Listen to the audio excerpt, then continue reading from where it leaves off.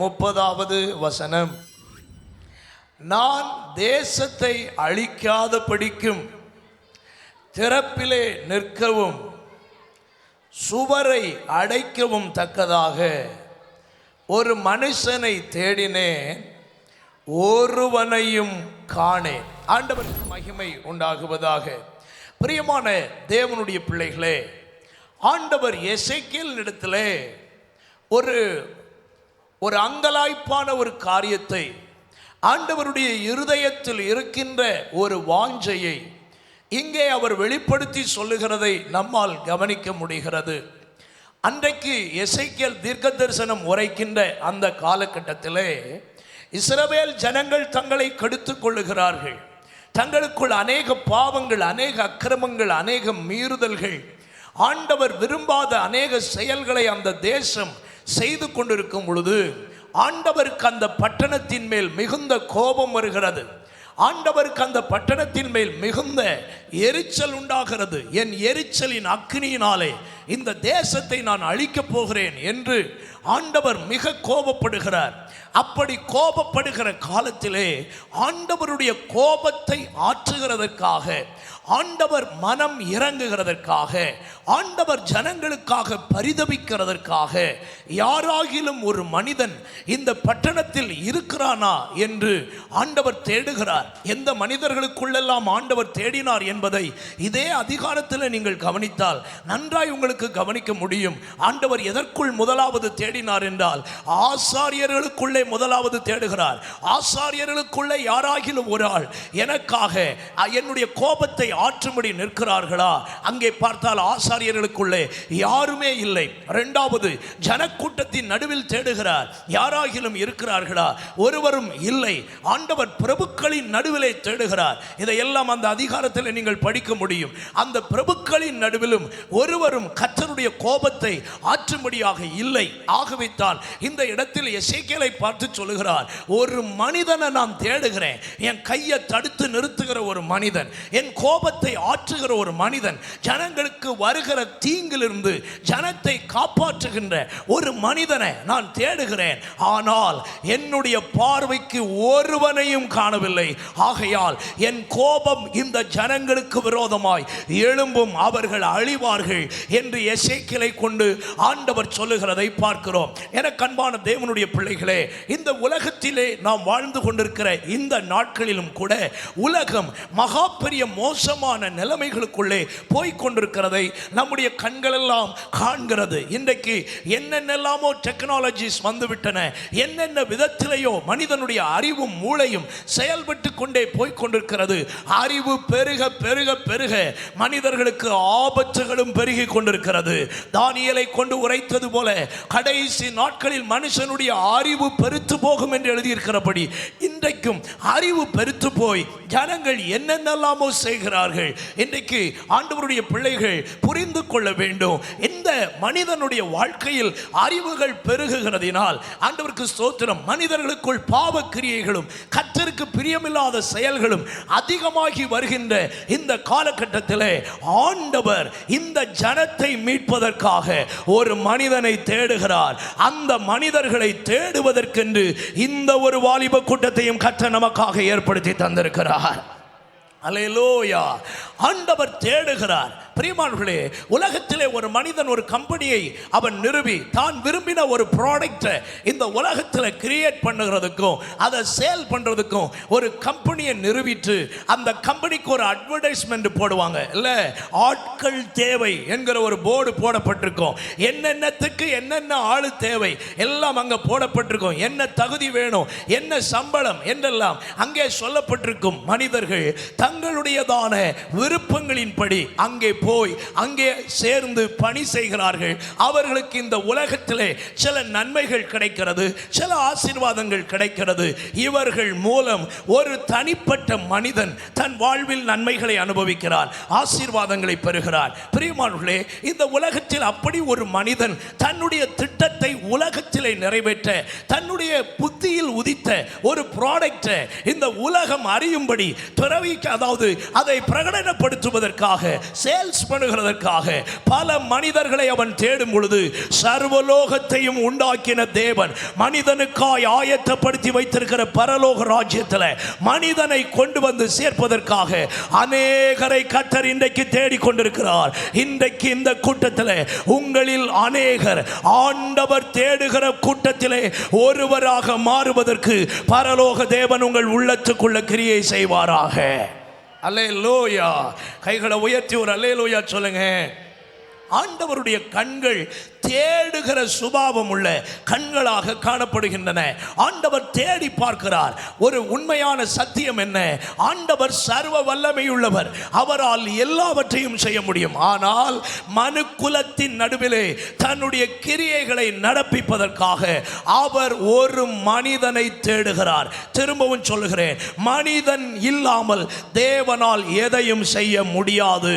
இன்றைக்கு இந்த நல்ல பகல் வேளையிலே உங்களை கர்த்தர் ஒரு கருவியாக எடுத்து பயன்படுத்த விரும்புகிறார். நீங்கள் உங்களை ஒப்பு கொடுத்தால் இன்றைக்கு இந்த பகல் நேரத்தில் உங்களை ஒரு விலையேற பெற்ற மனுஷனாக, விலையேற பெற்ற மனுஷியாக மாற்றி நிறுத்தி தேவனுடைய ராஜ்யத்தில் உங்களை கனம் பெற்றவர்களாக மாற்றி நிறுத்துவதற்கு நம்முடைய தேவன் வல்லமை உள்ளவராக இருக்கிறார்.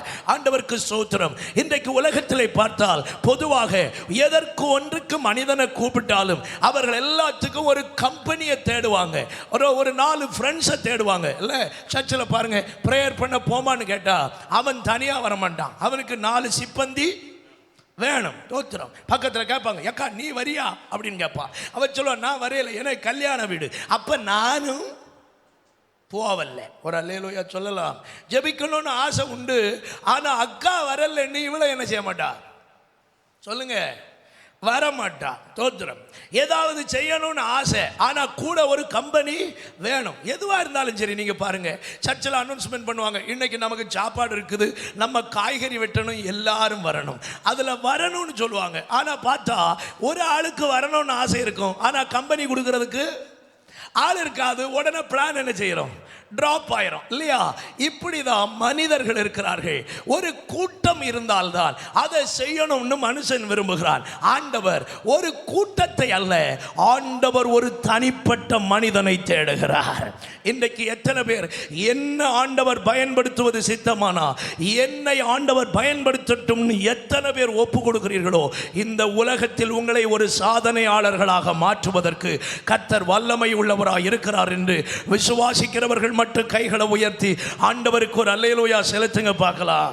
ரைட். கர்த்தருக்கு உங்களை கொண்டு எதையாகிலும் செய்ய முடியும் என்பதை இன்றைக்கு நீங்கள் கவனித்துக் கொள்ள வேண்டும். இன்றைக்கும் ஆண்டவர் அங்கலாய்ப்பை வெளிப்படுத்தி கொண்டிருக்கிறார்.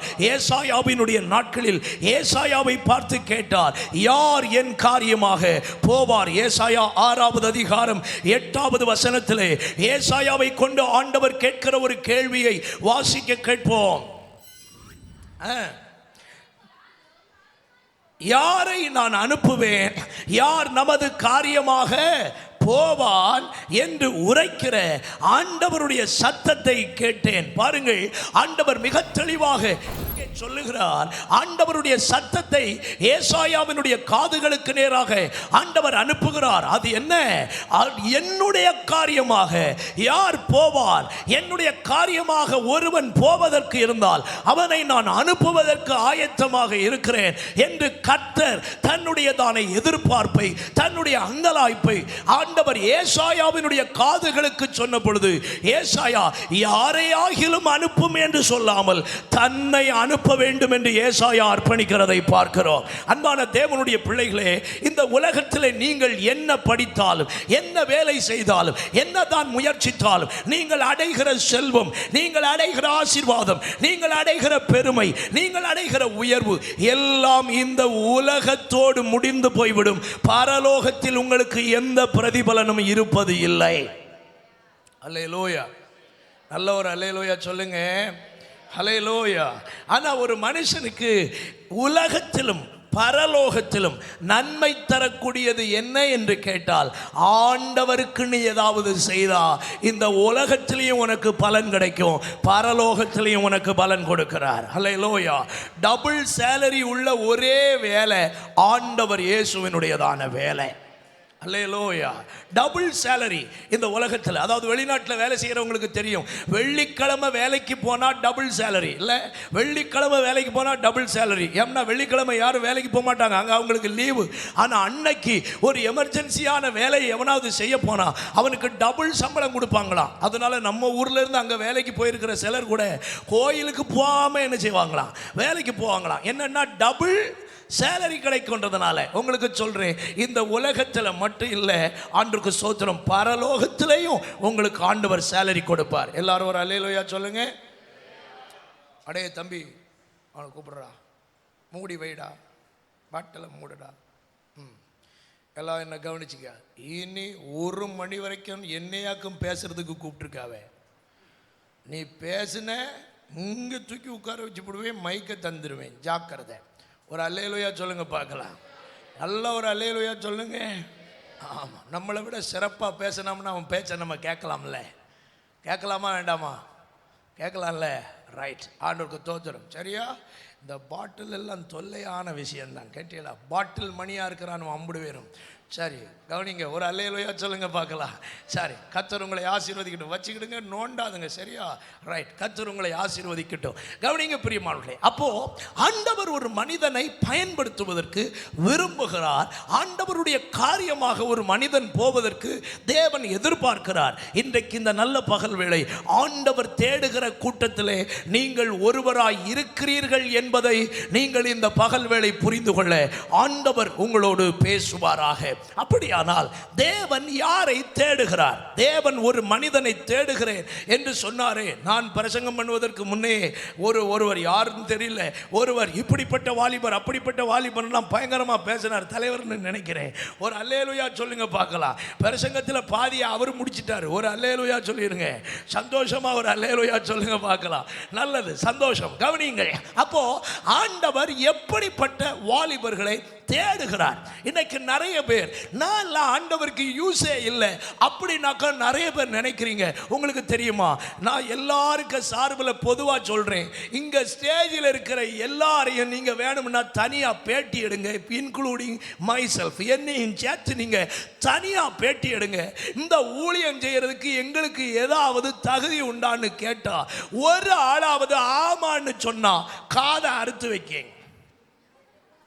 அல்லேலூயா. உண்டாயா? இந்த ஊழியம் செய்ய நமக்கு தகுதி உண்டா? வாய்ப்பு இல்லை. உங்களுக்கு உண்டா?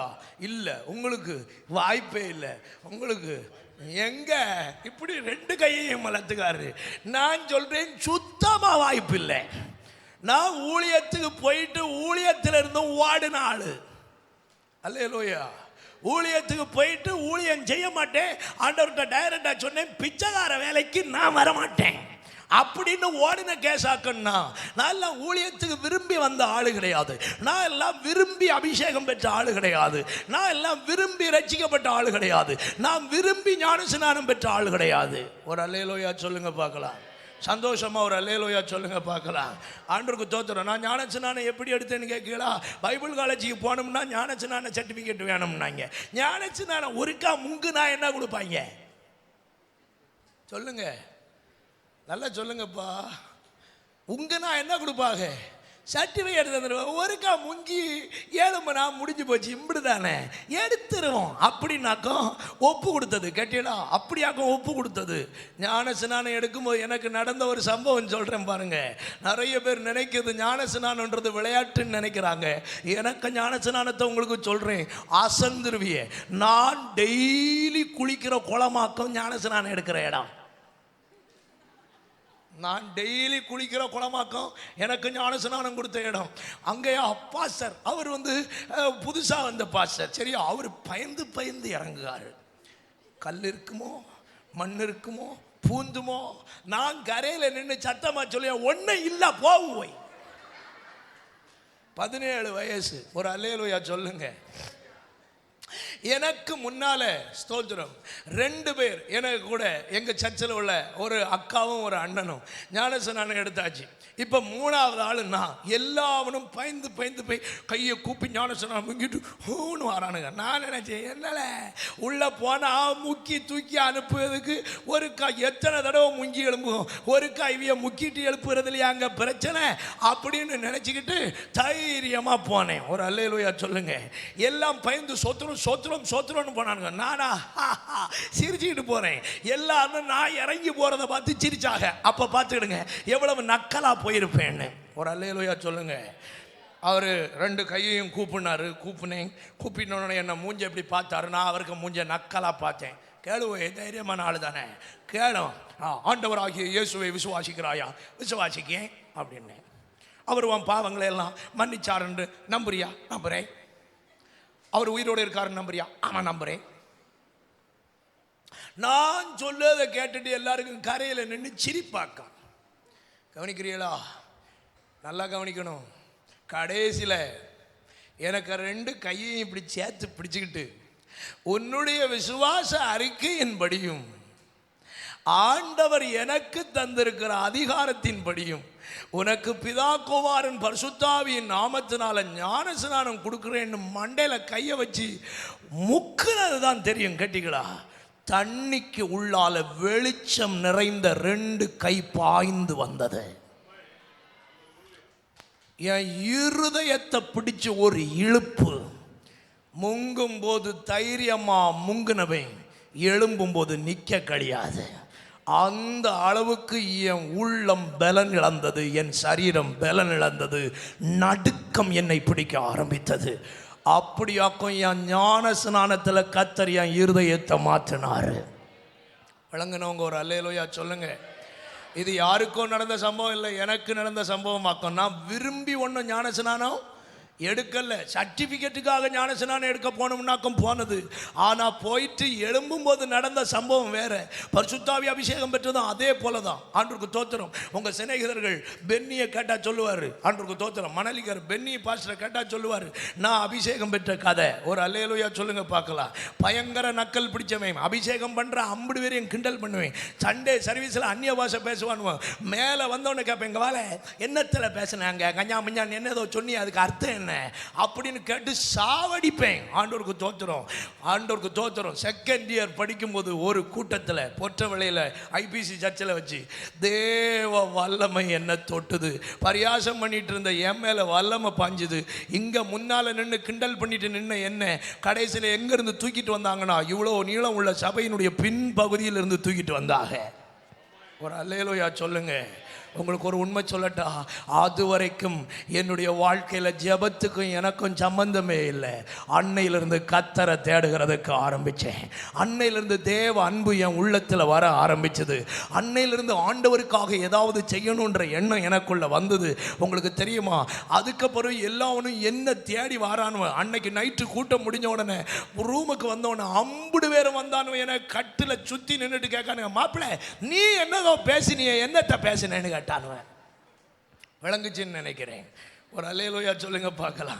இப்படியாக்க நாங்கள் எல்லாம் அபிஷேகம் பெற்றதும், இப்படியாக்க நாங்கள் எல்லாம் ரட்சிக்கப்பட்டதும், இப்படி எல்லாம் நடந்தோம். உண்மையை சொல்ல போனால் இங்கே இருக்கிற யாரும் ஊழியம் செய்யணும்னு ஆசைப்படவே இல்லை. எங்க யாருக்கும் ஊழியம் செய்யக்கூடிய தகுதி எங்களையாது. ஒன்றை சொல்லட்டா, தகுதியினால் யாரையும் கர்த்தர் தம்முடைய ராஜ்யத்தின் வேலைக்கு அழைக்கல. அவர் அழைத்த அத்தனை பேரையும் தகுதிப்படுத்தி பயன்படுத்தி கொண்டே இருக்கிறார். அவர் அழைத்த அத்தனை பேரையும் பயன்படுத்துகிறார். கைதட்டி முடிஞ்ச வாயை திறந்து சொல்லுங்க, என்னை பயன்படுத்துவதற்கு கர்த்தரால முடியும். இன்றைக்கே ஒரு அபிஷேகத்தை கர்த்தர் உனக்குள்ள ஊற்ற வல்லவராய் இருக்கிறார். நல்லா கைகொட்டி வாலிப தம்பிமாரெல்லாம் கண்ணை மூடி, இன்றைக்கு இந்த கூட்டத்தின் நடுவில் கர்த்தர் உன்னை அபிஷேகிப்பார். என்ன தொட்ட அதே கர்த்தருடைய கை உன்னை தொடுகிறதற்கு வல்லமை உள்ளதா இருக்கிறது. கண்ணை மூடி கர்த்தரிடத்தில் கேளு, உம்முடைய வல்லமை என்ன தொடுவதாக, உம்முடைய மகிமை என்ன தொடுவதாக, உம்முடைய அபிஷேகத்தின் வல்லமை என் மேல பாய்வதாக, உம்முடைய தயவுள்ள கர கரம் என் மேல பாய்வதாக. நல்ல வாயை திறந்து என்னை கொண்டு ஏதாகிலும் கர்த்தருக்கு செய்யக்கூடும் என்றால், என்னை கொண்டு ஆண்டவருக்கு ஏதாகிலும் நடப்பிக்க கூடும் என்றால், இன்றைக்கு இந்த பகல் நேரத்தில் என்ன ஆண்டவருக்கு தருகிறேன், ஆண்டவருக்கு என்ன ஒப்பு கொடுக்கிறேன், கர்த்தர் என்ன பயன்படுத்தணும்னு வாயை திறந்து எல்லா பிள்ளைகளும் ஜெபம் பண்ணுங்க. எல்லா பிள்ளைகளும் ஆவியில நிரம்பி ஷகடபா மானிட்டர் கொஞ்சம் வால்யூம் கொடுங்க. ரைட், ஹalleluya. நல்ல கைகளை தட்டி வாய்களை திறந்து உடபா கபாரா கதுனா கமானா ரைடபாலா உட்கடாதன கந்தல் கடகமனா. உன்னை கொண்டு கர்த்தர் ஏதாகிலும் ஒன்றை செய்வார். ஆமென். சாதாரணமான பூச்சி என்று யாக்கோபுவை பார்த்து சொல்லிவிட்டு சொல்லுகிறார், பூச்சியை போல் இருக்கிற உன்னை எந்திரமாக மாற்றுகிறேன். பூச்சியை போல் இருக்கிற உன்னை எந்திரமாக மாற்றுகிறேன். இன்றைக்கு இந்த பகல் வேளை நான் ஒரு பூச்சி என்று எண்ணுகிறாயா? நான் ஒரு பலவீனமான பாத்திரம் என்று எண்ணுகிறாயா? என்னால எதுவுமே செய்ய முடியாது என்று நினைக்கிறாயா? இன்றைக்கு இந்த பகல் வேளை உன்னை கொண்டு கர்த்தர் பயங்கரமானவைகளை செய்யும்படி கர்த்தருடைய வல்லமை இந்த காலையில உனக்குள்ள இறங்கி வருகிறது. ஹalleluya. இதுவரைக்கும் நீ உன்னை சாதாரணமான ஆள் என்று நினைக்கிறாய். இன்றைக்கு கர்த்தர் சொல்கிறார், நீ சாதாரணமான பாத்திரம் அல்ல. என்னுடைய கையிலே உபயோகப்படுகிற, என்னுடைய கையிலே பயன்படுகிற ஒரு வல்லமை உள்ள பாத்திரமாக உன்னை நான் மாற்றுவதற்கு வல்லவராயிருக்கிறேன். உன்னை நான் பயன்படுத்துகிறதற்கு வல்லவராயிருக்கிறேன். நீ எனக்கு தேவை என்று ஆண்டவர் உன்னை பார்த்து பேசிக் கொண்டிருக்கிறார். நீ எனக்கு தேவை என்று ஆண்டவர் உன்னை பார்த்து பேசிக் கொண்டிருக்கிறார். உன்னுடைய குடும்பம் உன்னை வெறுத்திருக்கலாம், உன் சிநேகிதர்கள் உன்னை வெறுத்திருக்கலாம், உன்னுடைய வாழ்க்கையில யாரையெல்லாம் நீ சந்தித்தாயோ அத்தனை பேர் உன்னை வெறுத்திருக்கலாம். இப்பொழுதும் தாயின் கருவில் இருந்தே உன்னை நேசிக்க தொடங்கின தெய்வம் இப்பொழுதும் உன்னை நேசிக்கிறார். இப்பொழுது உன்னை நேசிக்கிறார். இப்பொழுதும் அவருடைய கை உன்னை உருவாக்குவதற்கு வல்லமை உள்ளதா இருக்கிறது. இப்பொழுதும் அவருடைய கை உன்னை ஆளுகை செய்வதற்கு வல்லமை உள்ள கையாக இருக்கிறது. Praise be to God. Hallelujah. சர்வ வல்லமையுள்ள ஆண்டவர் உங்களை மாற்றுவதற்கும் பயன்படுத்துவதற்கும் இந்த பகல் வேளையிலும் போதுமானவராக இருக்கிறார்னு விசுவாசிக்கிறவங்க ஒரு அல்லேலூயா சொல்லுங்க பார்க்கலாம். ரைட், சத்தமா ஒரு அல்லேலூயா சொல்லுங்க. அப்ப கவனிங்க பிரியமானவர்களே, நம்முடைய ஆண்டவர் யாரையும் தகுதி பார்த்தோ தகுதி இருக்குதோ அப்படின்னு ஆண்டவர் அழைக்கல. ஆண்டவருக்கு தேவை யார்? ஆண்டவர் தேடுகிற வாலிபன் எப்படிப்பட்டவன்? ஆண்டவருக்கு ஸ்தோத்திரம். முதலாவது, ஆண்டவர் தேடுகிறதான வாலிபன் தங்களை கர்த்தருக்கென்று அர்ப்பணிக்கிறதான வாலிபன். ஏசாயா 6வது அதிகாரம் 8வது வசனத்தை ஒரு விசை கூட வாசிக்க கேட்போம். ஏசாயா 6வது அதிகாரம் 8வது வசனம். பின்பு யாரை நான் அனுப்புவேன், யார் நமது காரியமாக போவார் என்று உரைக்கிற ஆண்டவருடைய சத்தத்தை கேட்டேன். அதற்கு நான், இதோ அடியேன் இருக்கிறேன், என்னை அனுப்பும் என்றேன். கவனிங்க, ஏசாயா தன்னுடைய வாழ்க்கையிலே சந்தித்த ஒரு காரியத்தை அங்க சொல்லுகிறார். ஆண்டவர் யாரை அனுப்புவேன், யார் என் காரியமாக போவார் என்று கேள்வி கேட்ட உடனே ஏசாயா சொல்லுகிறார், யாரையாகிலும் அனுப்பும் என்று மோசேயை போல தன் தருணத்தை தட்டி தள்ளாமல் அவர் சொல்லுகிறார், நான் இருக்கிறேன், என்னை அனுப்பும் என்று சொல்லுகிறார். இன்றைக்கு இந்த நல்ல பகல் வேளையில எத்தனை பேர் இதே வார்த்தையை உங்க வாயிலிருந்து ஆண்டவரை பார்த்து சொல்ல போறீங்கன்னு எனக்கு தெரியல. யாரையாவது அனுப்பும் என்று சொல்லுகிறதல்ல நம்முடைய வார்த்தை. நான் இருக்கிறேன், என்னை அனுப்பும் என்று நீங்கள் இன்றைக்கு சொல்லுவீர்கள் என்றால், ஏசாயாவை மாற்றி பயன்படுத்தினது போல உங்களை மாற்றி பயன்படுத்துகிறதற்கு கர்த்தர் வல்லமை உள்ளவராய் இருக்கிறார் என்பதை இந்த பகல் வேளை நீங்கள் புரிந்து கொள்ள பரிசுத்த தேவன் உங்களுக்கு கிருபை தருவாராக. அல்லேலூயா. ஆண்டவரை பார்த்து ஒரு வார்த்தை தான் அவர் எதிர்பார்க்கிறார் நீங்க சொல்ல வேணும்னு. என்னன்னா, நான் இருக்கிறேன்ப்பா, நான் வர்றேன்ப்பா, என்னை அனுப்புங்கப்பா. இவ்வளவு நீங்க சொன்னா உங்களுக்குள்ள இருக்கிற எல்லா டிசபிலிட்டிஸையும் உங்களை விட்டு தூக்கி எறிஞ்சி உங்களை உபயோகப்படுத்துகிறதற்கு கர்த்தர் வல்லவராய் இருக்கிறார் என்பதை ஆண்டவருடைய நாமத்தினால உங்களுக்கு சொல்லுகிறேன். கர்த்தர் பயன்படுத்தின பாத்திரங்களை பற்றி உங்களுக்கு சில ஆட்களை உங்களுக்கு சொல்லித்தரேன் பாருங்களேன். ஆண்டவருக்கு ஸ்தோத்திரம். தேவனால் பயன்படுத்தப்பட்ட பாத்திரங்கள் எல்லாம் குறை உள்ளவர்கள். பக்கத்தில் பார்த்து சொல்லுங்க, தேவன் பயன்படுத்திய, சத்தமா சொல்லுங்க, தேவன் பயன்படுத்திய எல்லா மனிதர்களும் குறை உள்ளவர்கள். ஆமாம், சில குறைவுள்ள மனிதர்களை கர்த்தர் எப்படியெல்லாம் பயன்படுத்தினார்ன்றதை உங்களுக்கு சொல்லிட்டு, அப்போ இவங்களையே கர்த்தரால் பயன்படுத்த முடியும்னா என்னைய பயன்படுத்த முடியும்ன்றதை நீங்க புரிந்து கொள்ள கர்த்தர் உங்களுக்கு கிருபை தருவாராக. ஒன்றாவது, ஆண்டவர் பயன்படுத்தின முதல் வகை பாத்திரம் எப்படிப்பட்டது தெரியுமா? படிப்பறிவே இல்லாதவர்கள். வாசிங்கள் அப்போஸ்தலர் 4வது அதிகாரம் 13வது வசனம். அப்போஸ்தலர் 4 அதனுடைய 13வது வசனம். பேதுருவும் யோவானும் பேசுகிற தைரியத்தை அவர்கள் கண்டு அவர்கள் படிப்பறிவில்லாதவர்கள் என்றும் பேதமை உள்ளவர்கள் என்றும் அறிந்தபடியினால் ஆச்சரியப்பட்டு அவர்கள் இயேசுவுடனே கூட இருந்தவர்கள் என்று அறிந்து கொண்டார்கள். ஆங்கில வேதத்தில் படிப்பறிவில்லாதவர்கள் என்ற வார்த்தைக்கு தேவையர் அன்ஸ்கூல்டு அப்படின்னு எழுதப்பட்டிருக்கு. பள்ளிக்கூடத்துக்கே போகாதவர்கள் அர்த்தம். அல்லேலூயா. அடுத்து சொல்லப்பட்டிருக்கு பேதமை உள்ளவர்கள். பக்கத்தில் பார்த்து சொல்லுங்க, படிப்பே ஏறாதவனே. சொல்லுங்க, நல்லா சொல்லுங்க, படிப்பே ஏறாதவனே, பள்ளிக்கூடம் பக்கம் மலைக்கு கூட ஒதுங்காதவனே ஆண்டவர் பயன்படுத்த கூடும் என்றால் உங்களை கர்த்தர் பயன்படுத்த கூடுமா கூடாதா? கூடும்னு சொல்றவங்க ஒரு அல்லேலூயா சொல்லுங்க. ஆமா, இன்னைக்கு நிறைய பேர் சொல்றது என்ன? நமக்கு அறிவு இல்லை, நமக்கு படிப்பு வரல, நமக்கு நாலேஜ் இல்லை. நான் சொல்றேன், உன் நாலேஜ் எல்லாம் கர்த்தருக்கு தேவையில்லை. நீ கர்த்தரிடத்தில் வருவாயா, உன் வாயை கர்த்தர் ஆயுதமாக மாற்றி ஆண்டவர் பயன்படுத்துகிறதற்கு வல்லமை உள்ளவராக இருக்கிறார். ரொம்ப படிச்ச பவுல் என்ன தெரியுமா சொல்றாரு? இது சாதுரியமான ஞானத்தினாலே அல்ல, சாதாரணமாக சுவிசேஷத்தை பிரசங்கிக்கிறதுக்கு கர்த்தர் என்ன அழைச்சார். ஆண்டவருக்கு தோத்திரம். இப்போ ஹீப்ரு, கிரிக்கு என்னென்ன உண்டோ எல்லாம் படிச்சு ரூட்டும் கீட்டும். PS ராஜாமணி பாஸ்டர் ஒருக்கா சொன்னார், இவன் ரூட்டை தேடுதான், இவனுக்கு ரூட் இல்லாத பையன்னு சொன்னார். ஒரு அல்லேலூயா சொல்லுங்க பார்க்கலாம். இப்போ ரூட்டை தேடுதோம், ஹீப்ருவை தேடுறோம், கிரீக்கை தேடுறோம், அது என்ன சொல்லுது இது என்ன சொல்லுதுன்னு தேடி என்ன பிரசங்கம் பண்ணாலும் ஒரு வயலும் ரசிக்க விட மாட்டேன்றான். ஒரு அல்லேலூயா சொல்லுங்க பார்க்கலாம். பேதுரு பள்ளிக்கூடத்துக்கு போகல, ஆனால் ஒரு பிரசங்கம் பண்ணினாரு. எத்தனை பேர் ரட்சிக்கப்பட்டாங்க? 3000 பேர். இன்னைக்கு நாங்கள் 3000 பிரசங்கம் பண்ணுறோம், ஒருத்தனும் சொல்லுங்க ரசிக்கப்படுற மாதிரி தெரியல. சரியா? அதனால அறிவு இல்லைன்னா நீங்க யோசிக்கப்படாது. அறிவு உள்ளவர்களை கொண்டு கர்த்தர் செய்ததை விட அறிவில்லாதவர்களை கொண்டு கர்த்தர் செய்தது பெரிய காரியம். நம்முடைய கன்னியாகுமரி மாவட்டத்தையே கலக்கின பரிசுத்தவான்களை எல்லாம் பற்றி நீங்க பார்த்தா அவங்க எல்லாம் எத்தனாம் கிளாஸ் படிச்சிருந்தாங்க? 3, 4. காஞ்சிரோட்டு சாதை இல்லையா? சாதையெல்லாம் 3ஆம் கிளாஸ் படிச்ச ஆளு. தோத்திரம். ஆனா ஒரு வயது சாவது வரைக்கும் எதுக்க முடியாது. தெரியுமா? நீ விளங்க மாட்டேன்னு சொன்னா அவன் செத்தான். எவன் கிட்ட போனாலும் அவன் உருப்பட முடியாது. தம்பி, உன்னை கர்த்தர் ஆசீர்வதிப்பார்னு சொன்னா அவனுக்கு ஜென்மம் ஆசீர்வதிக்கப்பட்டதுன்னு அர்த்தம். ஒரு அல்லேலூயா சொல்லுங்க பார்க்கலாம். படிப்பல்ல ரொம்ப முக்கியம். கர்த்தர் உனக்கு படிப்பு வரலன்னு உன்னை தள்ளுகிறது இல்லை.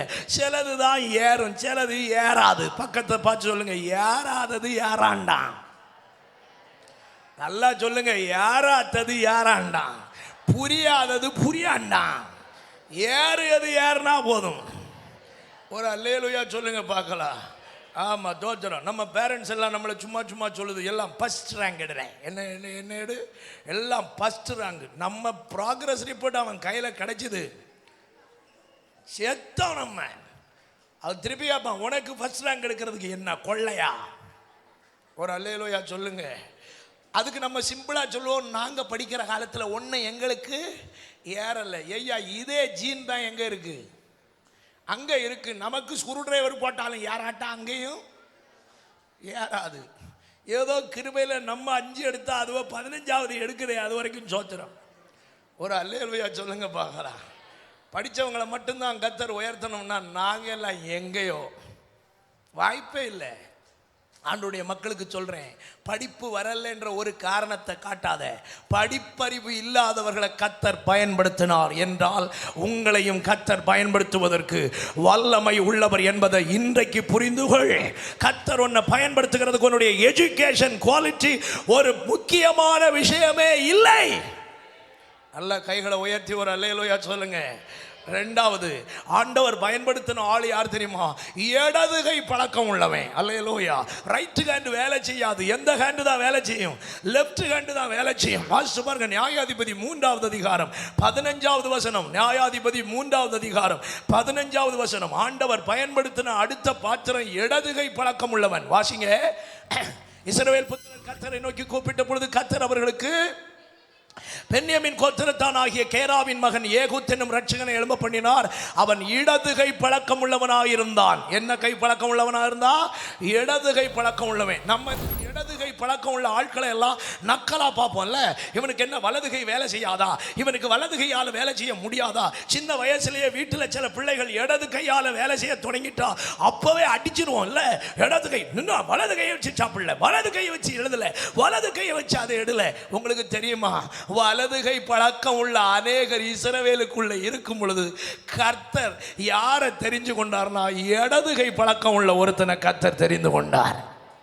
அல்லேலூயா. எல்லாருக்கும் இருக்கிறது போல நேச்சுரலான ஹேபிட்ஸ் உங்களுக்கு இல்லை அப்படின்றதுனால நீங்கள் பயப்படக்கூடாது. கர்த்தர் உங்களையும் பயன்படுத்துகிறதற்கு வல்லவராக இருக்கிறார். அடுத்த ஆண்டவர் பயன்படுத்தின பாத்திரத்தை பாருங்க. 3வது கொலைகாரனும் திக்குவாயும் மந்த நாவும் உள்ளதான மோசே. யாத்திராகமம் 2வது அதிகாரம் 11-12 வசனத்தை கவனிங்க பார்க்கலாம். மோசே பெரியவனான போது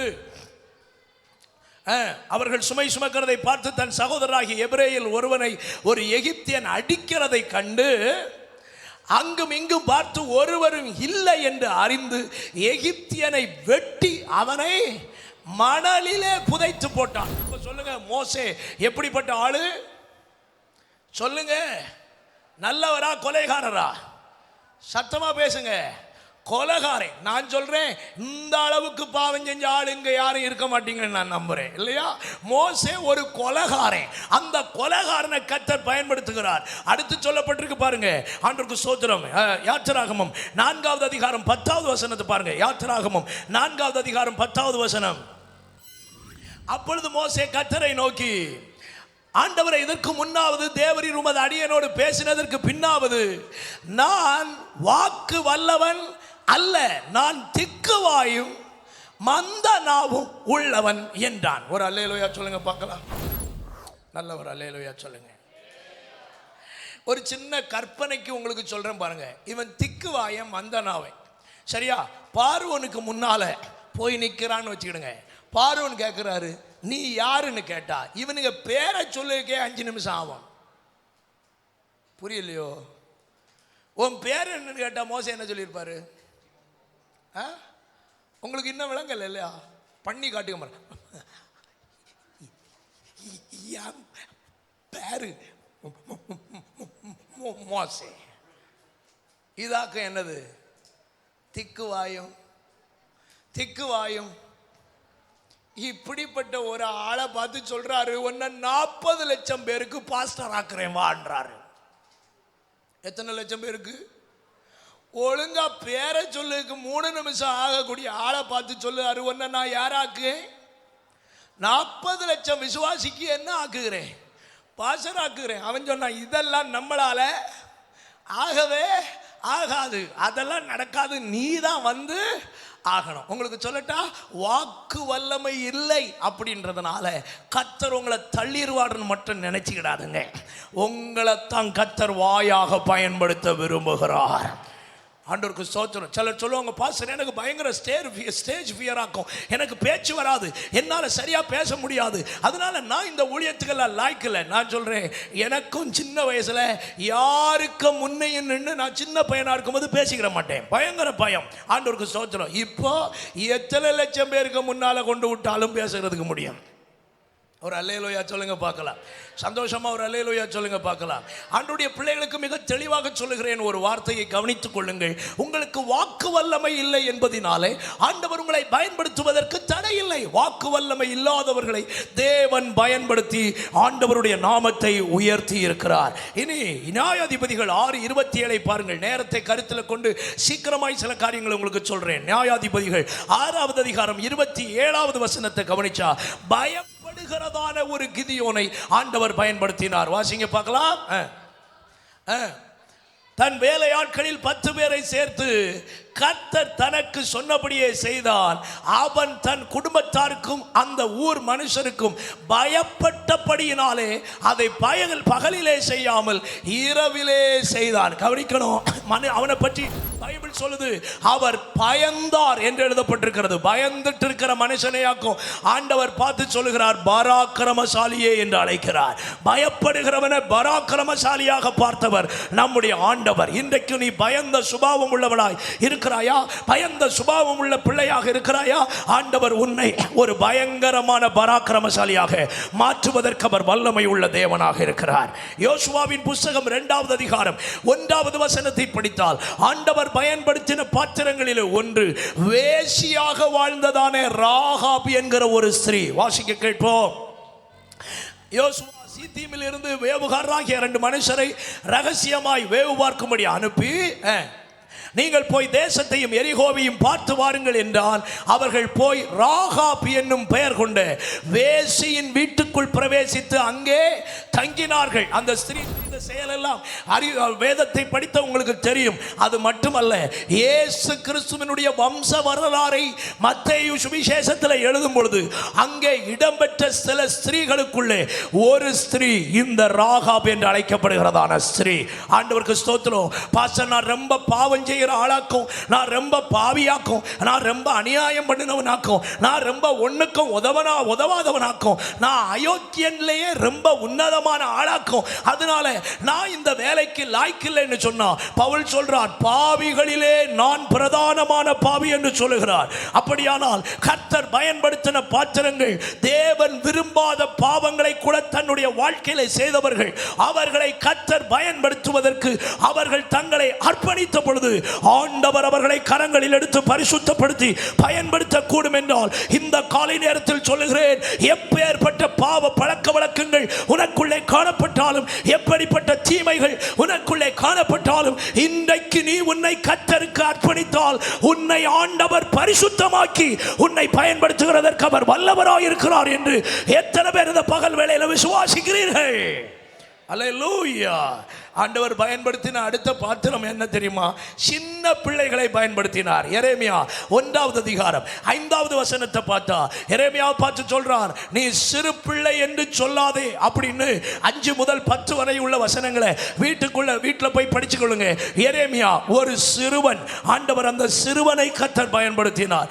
1 ராஜாக்கள் 19வது அதிகாரம் 4-5 வசனங்களை படித்தால் எலியா ஒரு தற்கொலை ஆவியினால் பாதிக்கப்பட்டவன். ஆண்டவருக்கு ஸ்தோத்திரம். தற்கொலை ஆவியினாலே பாதிக்கப்பட்டவன். அவர் சொல்றான், நான் சாக வேண்டும், அவ்வளவுதான். தற்கொலை ஆவியினாலே தாக்கப்பட்ட ஒரு மனிதன். இன்றைக்கு வாழ்க்கையில ஏதோ உனக்கு தெரியல, நான் படிப்பு வரல, அறிவில்லை, என் ஃபேமிலி பேக்ரவுண்ட் சரியில்லை, செத்து போனா நல்லா இருக்கும்னு சாத்தாவும் காதுல பேசுகிறானா? இன்றைக்கு சொல்லுகிறேன், எலியாவை வல்லமையாய் பயன்படுத்தினது போல உன்னை கர்த்தர் வல்லமையாய் பயன்படுத்துகிறதற்கு போதுமானவராய் இருக்கிறார். அல்லேலூயா. யோனா ஆண்டவரை விட்டு விலகி ஓடின ஒரு மனுஷன். யோனா 1வது அதிகாரம் 3வது வசனத்தில் யோனா அவனுடைய பலவீனம், அவன் ஆண்டவருடைய வார்த்தையை கேட்கிறவனாயிருந்தாலும் கிருபை பெற்றவனாயிருந்தாலும் ஆண்டவருடைய சமூகத்தை விட்டு விலகி ஓடின ஒரு மனுஷன். ஆண்டவரை விட்டு பின்வாங்கி ஓடுகிறாயா? ஆண்டவரை விட்டு விலகி ஓடினாயா? ஆலயத்துக்கு உனக்கும் சம்பந்தமே இல்லை என்று சொல்லுகிறாயா?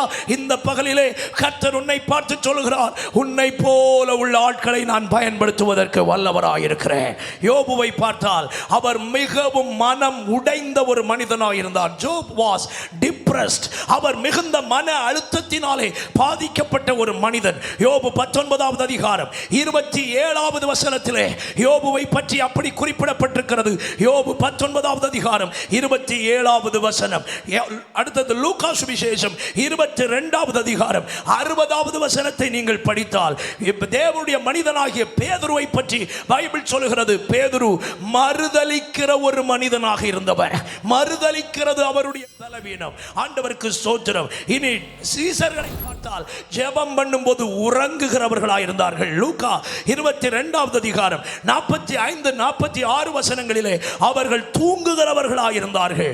மார்த்தாள் என்கிற ஸ்திரியை பார்த்தால் லூக்கா 10:41 படி அவள் பலவிதமான கவலைகளை தன் வாழ்க்கைக்குள்ளே கொண்டு வருகிற ஒரு ஸ்திரியாக காணப்பட்டாள்.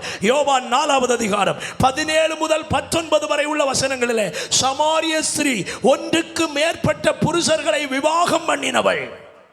ஒரு அல்லேலூயா சொல்லுங்க பார்க்கலாம். சந்தோஷமா ஒரு அல்லேலூயா சொல்லுங்க பார்க்கலாம்.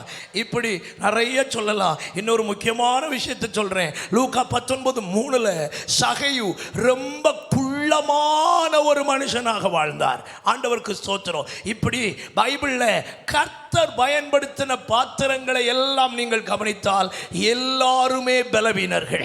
அத்தனை பலவீனம் உள்ளவர்களும் ஆண்டவருக்கு தங்களை அர்ப்பணித்த பொழுது அத்தனை பேரையும் கர்த்தர் பயன்படுத்துவதற்கு உண்மை உள்ளவராக இருந்தார். எத்தனை பேர் இந்த பகல் வேளையில என்ன பயன்படுத்த கர்த்தரால முடியும்ன்ற நம்பிக்கை இப்பமாவது உங்க உள்ளத்துக்குள்ள வந்ததுன்னா கைகளை உயர்த்தி ஆண்டவருக்கு ஒரு அல்லேலூயா சொல்லுங்க பார்க்கலாம்.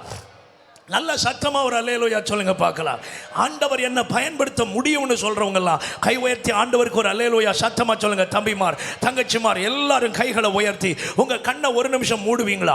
உங்க வலது கரத்தை உயர்த்தி ஆண்டவரை பார்த்து பேசுங்க ப்ளீஸ். தயவு செய்து ஒரு தேவ பிரசன்னத்தோடு இந்த இடத்துல உட்கார்ந்து வலது கரத்தை உயர்த்தி ஆண்டவரே என்ன பயன்படுத்த உங்களால முடியும் என்றால் என்ன உங்க கைகளில் தருகிறேன், என்னை ஆண்டவர் உருவாக்கி என்ன பயன்படுத்துவீராக அப்படின்னு சொல்லி தேவ சமூகத்தில் உங்களை ஒப்பு கொடுத்து ஜெபம் பண்ணுங்க பார்க்கலாம். நல்ல வாய்களை திறந்து ஆண்டவரே என்ன பயன்படுத்தணும். நல்ல சத்தம் உயர்த்தி ஆண்டவரே உம்முடைய சேவைக்காக என்ன பயன்படுத்தக்கூடும் என்றால் நீர் தேடுகிற ஒரு மனிதனாய் என்னை ஆண்டவர் வைத்திருக்கிறீர் என்றால் என்னை இந்த நிமிஷத்தில் நான் கர்த்தருக்கு தருகிறேன். என்ன பயன்படுத்தும். என் குறைவுகள் ஒரு தடையல்ல. ஆண்டவர் பயன்படுத்த என்னிடத்தில் இருக்கிற டிசபிலிட்டிஸ் எல்லாம் ஒரு காரியமே இல்லை. எல்லா வாய்களை திறந்து ஜெபம் பண்ணுங்க பார்க்கலாம். ஹல்லேலூயா. எல்லா வாய்களை திறந்து ஜெபம் பண்ணுங்க. ஆண்டவரே என்னை உமக்கு தருகிறேன், நீர் என்னை பயன்படுத்த உம்மாலே கூடும் என்று வாய்களை திறந்து சொல்லலாமா? கைகளை உயர்த்தி என்னை தருகிறேன் தருகிறேன் உம் கரத்தில் என்னை படைக்கிறேன் படைக்கிறேன் உம் பாதத்தில் என்னை தருகிறேன் தருகிறேன் உம் கரத்தில் என்னை படைக்கிறேன் படைக்கிறேன் உம் பாதத்தில் உருவாக்குமே என்னை உருவாக்குமே உருவாக்குமே என்னை உருவாக்குமே குயவனே உம் கையில் களிமண்ணா உடைத்து உருவாக்கும். சொல்லுங்க பார்க்கலாம். குயவனே உம் கையில் களிமண்ணா உடைத்து என் சித்தமல்ல உம் சித்தம் நாதா தருகிறேன் உம் கையிலே. என் சித்தமல்ல உம் சித்தம் நாதா தருகிறேனும் கையிலே.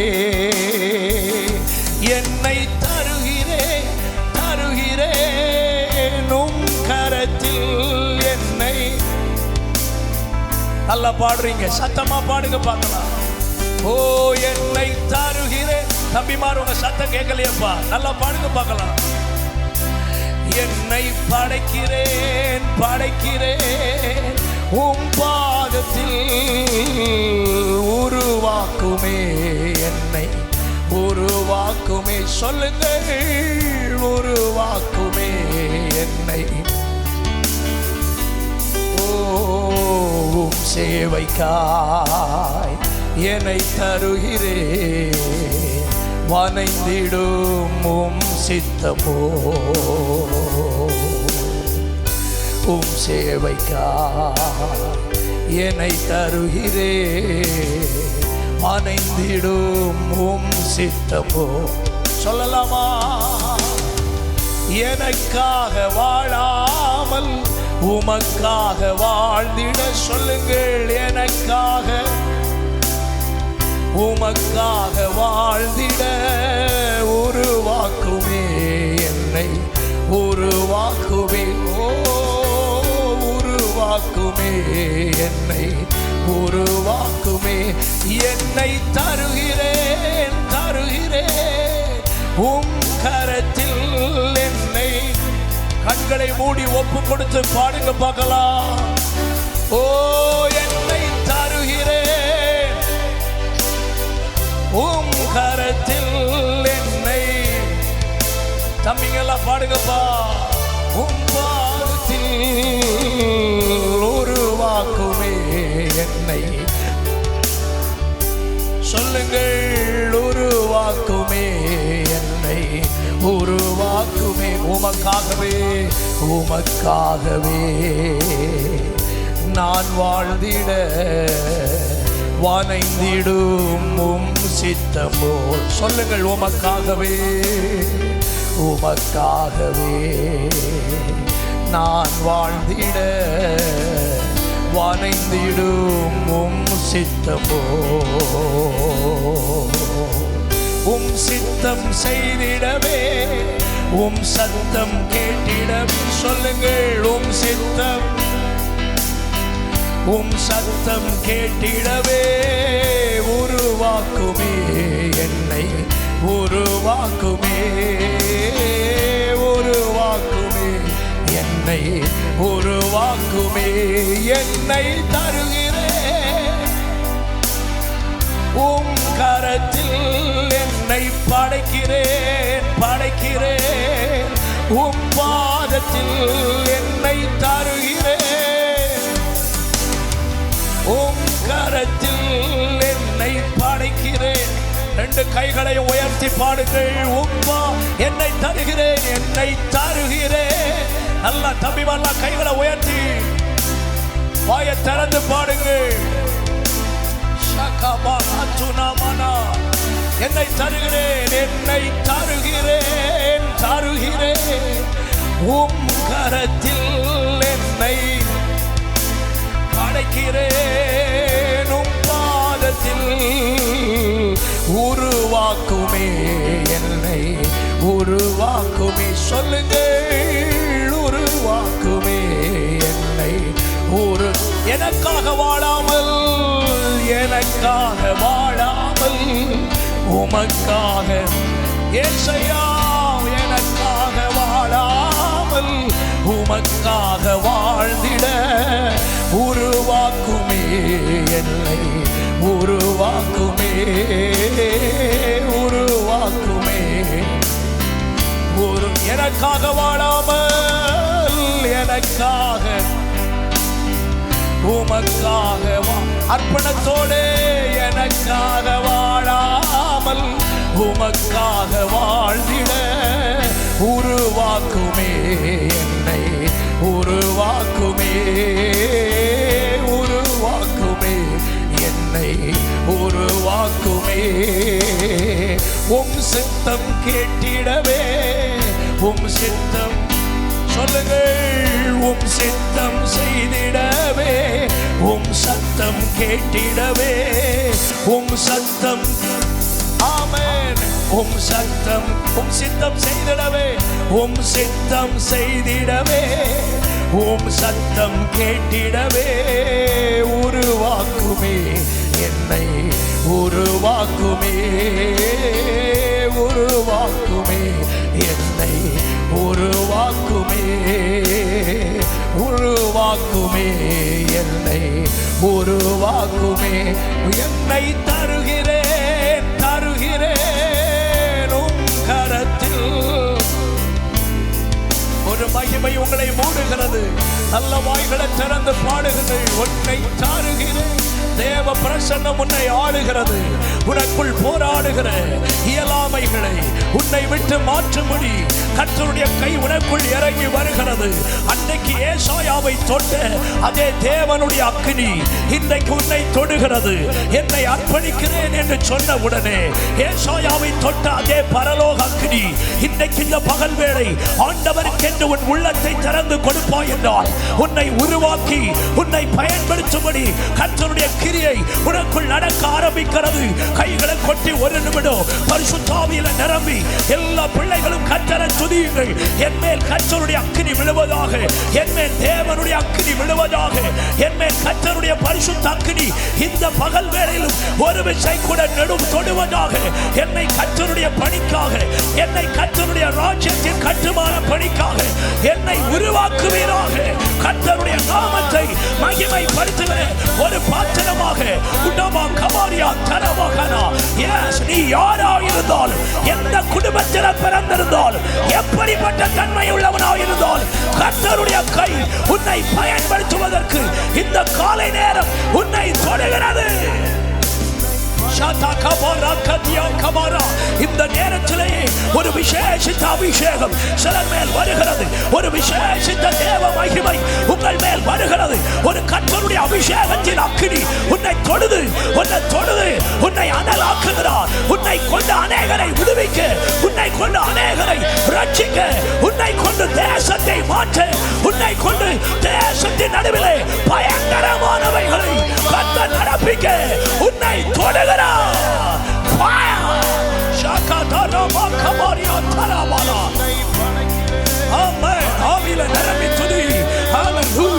கிருபை வருது, கிருபை வருது, கிருபையை தருகிறார், கிருபையை தருகிறார். உன் வாழ்க்கையில கிருபை வருது. தேவ கிருபையை கர்த்தர் உனக்குள்ள ஊற்றுகிறார். பலவீனனும் தன்னை பலவான் என்று சொல்லும்படி கர்த்தருடைய கிருபை, கர்த்தருடைய வல்லமை, கர்த்தருடைய அபிஷேகத்தின் மகிமை உன்னை ஆட்கொள்ளுகிறது.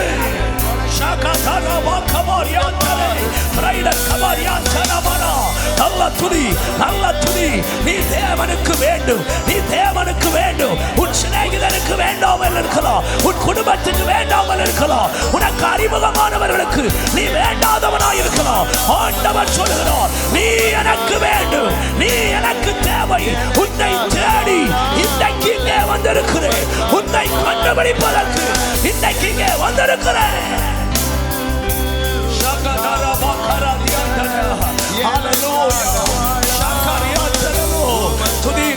ஆண்டவரை பார்த்து சொல்லுங்க, உமக்காக நான் வாழணும், உம் சித்தம் செய்யணும். என்ன உடைய கையில தருகிறேன் ஐயா. என்னுடைய விருப்பங்களை இன்றைக்கு நான் குழி தோண்டி புதைக்கிறேன். என்னுடைய சித்தங்களை நான் இன்றைக்கு இந்த இடத்துல விடுகிறேன்.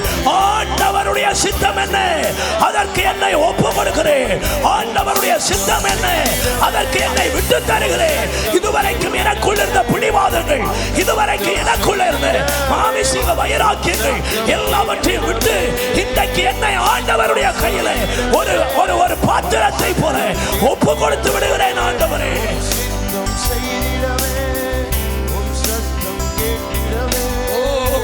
சித்தம் செய்திடவே உம் சத்தம் உருவாக்குமே, என்னை உருவாக்குமே, உருவாக்குமே, என்னை கை உயர்த்தி என்னை தருகிறேன், தருகிறேன் உம் கரத்தில் என்னை அப்பா. ஓ, என்னை தருகிறேன், படைக்கிறேன், படைக்கிறேன் உம் பாதத்தில் உருவாக்குமே என்னை. சொல்லுங்கள், உருவாக்குமே என்னை. உண்மையாகவே உங்க இருதயத்தில் தேவ ஆவியானவர் பேசினார். இருக்கிற இடத்துல முழங்கால் படியிட்டு வலது கரத்தை உயர்த்தி இந்த வார்த்தையை சொல்ல முடியுமா? இருக்கிற இடத்துல முழங்கால் படியிட்டு முடிஞ்சவங்க மட்டும் கர்த்தருக்கு ஏதாவது செய்யணும்னு ஆசைப்படுகிறவர்கள், ஆண்டவருக்கு என்ன தரணும்னு விருப்பம் உள்ளவர்கள், என் சுய சித்தம் அல்ல, நான் அது ஆகணும் இது ஆகணும்னு விரும்பி முயற்சி செய்கிற முயற்சிகள் அல்ல. கர்த்தர் என்ன கொண்டு ஏதாகிலும் செய்யணும்னு ஆசைப்பட்டா அதுக்கு என்ன தருகிறேன்னு ஒப்பு கொடுக்க விருப்பம் உள்ளவர்கள் எல்லாம் முழங்கால் முழங்கால் படியிட்டு வலது கரத்தை அப்படியே உயர்த்தி கொண்டு கையை உயர்த்தி முடிஞ்சா 2 சொட்டு கண்ணீர் உன் கண்ணிலிருந்து வர முடியும்னா ஆண்டவருடைய அன்பு ஒன்று நெருக்கி ஏவுதுன்னு சொன்னா வலது கரத்தை உயர்த்து. தம்பி, இன்றைக்கு உனக்கு சிநேகிதராக இருக்கிறவர்கள் யாரும் உன்னை உயரத்தில் கொண்டு வர முடியாது. நீ யாருக்காக உழைக்கிறாயோ அவர்கள் உன்னை மேல கொண்டு வர முடியாது. ஆனால் ஆண்டவருக்கு உன்னுடைய வாழ்க்கையை நீ கொடுத்தால் உன்னை உயரத்தில் கொண்டு வந்து நிறுத்துவதற்கு அவர் வல்லவராயிருக்கிறார். வலது கையை உயர்த்திக்கிடுங்க. எல்லா தம்பிமாரும் கை உயர்த்தி ஹல்லேலூயா, கைகளை உயர்த்தி ஸ்தோத்திரம் பண்ணுங்கடா. நல்ல வாயை திறந்து ஹல்லேலூயா சத்தம் உயர்த்தி, என்னை தருகிறேன் உம் கரத்தில், என்னை உம் பாதத்தில், என்னை ஆவியானவரே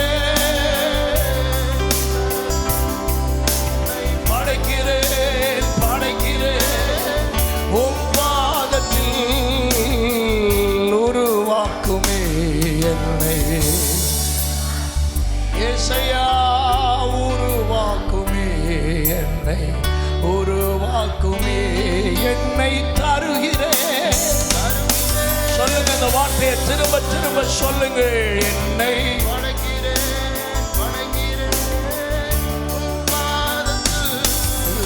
தருகிறேன். நான் ஒரு உபயோகமற்ற மனிதன், நான் ஒரு அறிவில்லாத மனிதன், நான் ஒரு விதத்துக்கும் சரியில்லாதவன். எனக்கிடத்தில் நன்மை என்று சொல்லுவதற்கு என்னிடத்தில் ஒன்றுமே இல்லை. நான் யார் என்று உமக்கு தெரியும் ஆண்டவரே. என்னிடத்தில் என்ன இருக்கிறது என்று உமக்கு தெரியும் ஆண்டவரே. நான் எப்படிப்பட்ட மனுஷி என்பது உமக்கு தெரியும் ஆண்டவரே. நான் எப்படிப்பட்ட வாலிபன் என்பது உமக்கு தெரியும் ஆண்டவரே. நான் எப்படிப்பட்ட வாலிப பிள்ளை என்பது உமக்கு தெரியும் ஆண்டவரே. ஆனால் ஒரு உடைந்த பாத்திரத்தையே உம்முடைய கைகளில் வைத்து நீர் உருவாக்கி பயன்படுத்த கூடும் என்றால் இந்த பகல் நேரத்தில் என்னையும் பயன்படுத்துகிறதற்கு என் கர்த்தர் வல்லவராய் இருக்கிறீர் என்பதை நான் விசுவாசிக்கிறேன் ஆண்டவரே. என்ன பயன்படுத்துகிறதற்கு நீர் வல்லவர் என்பதை நான் விசுவாசிக்கிறேன் ஆண்டவரே. கைகளை உயர்த்தி, எனக்காக வாழாமல் சொல்லுங்கள், எனக்காக வாழாமல் உமக்காக இன்னொரு விசை, எனக்காக ஏசப்பா உமக்காக உருவாக்குமே என்னை, உருவாக்குமே என்னை, உருவாக்குமே என்னை தருகிறேன். என்னை படைக்கிறேன், என்னை தருகிறேன். உன்னதமானவருடைய கரங்களிலே என்னை தருகிறேன். என்னை படைக்கிறேன், உம் பாதத்தில் உருவாக்குமே என்னை, உருவாக்குமே, உருவாக்குமே என்னை, உருவாக்குமே. இந்த ஒரு நிமிஷம் உங்களுக்கு நேரம் கொடுக்கிறேன். கண்களை மூடிக்கொள்ளுங்க. உங்க உள்ளத்துல என்ன டிசபிலிட்டிஸை நீங்க ஃபீல் பண்ணினாலும், உங்களுக்குள்ள என்ன குறைவை நீங்க ஃபீல் பண்ணினாலும், என்ன காம்ப்ளிமெண்டான விஷயத்தை நீங்க காம்ப்ளிகேட்டடான விஷயத்தை நீங்க உங்க லைஃப்ல ஃபீல் பண்ணினாலும், இதெல்லாம் தேவனால் மாற்றக்கூடும் என்கிற ஒரு எண்ணம் இப்பொழுது உங்களுக்குள்ள வந்திருக்கும் என்றால் உங்க வலது கரத்தை உயர்த்தி கர்த்தரை பார்த்து நீங்க ஒரு வார்த்தை பேசுங்க பார்க்கலாம். ஹல்லேலூயா. வலது கரத்தை உயர்த்த முடிஞ்சவங்க உயர்த்தி, அப்பா நான் இப்படிப்பட்ட ஒரு ஆள், நான் இப்படிப்பட்ட ஒரு மனுஷன், ஒரு மனுஷி. ஆனால் எவரையும் மேன்மைப்படுத்த, எவரையும் கனப்படுத்த உங்க கரத்தினால் ஆகும்.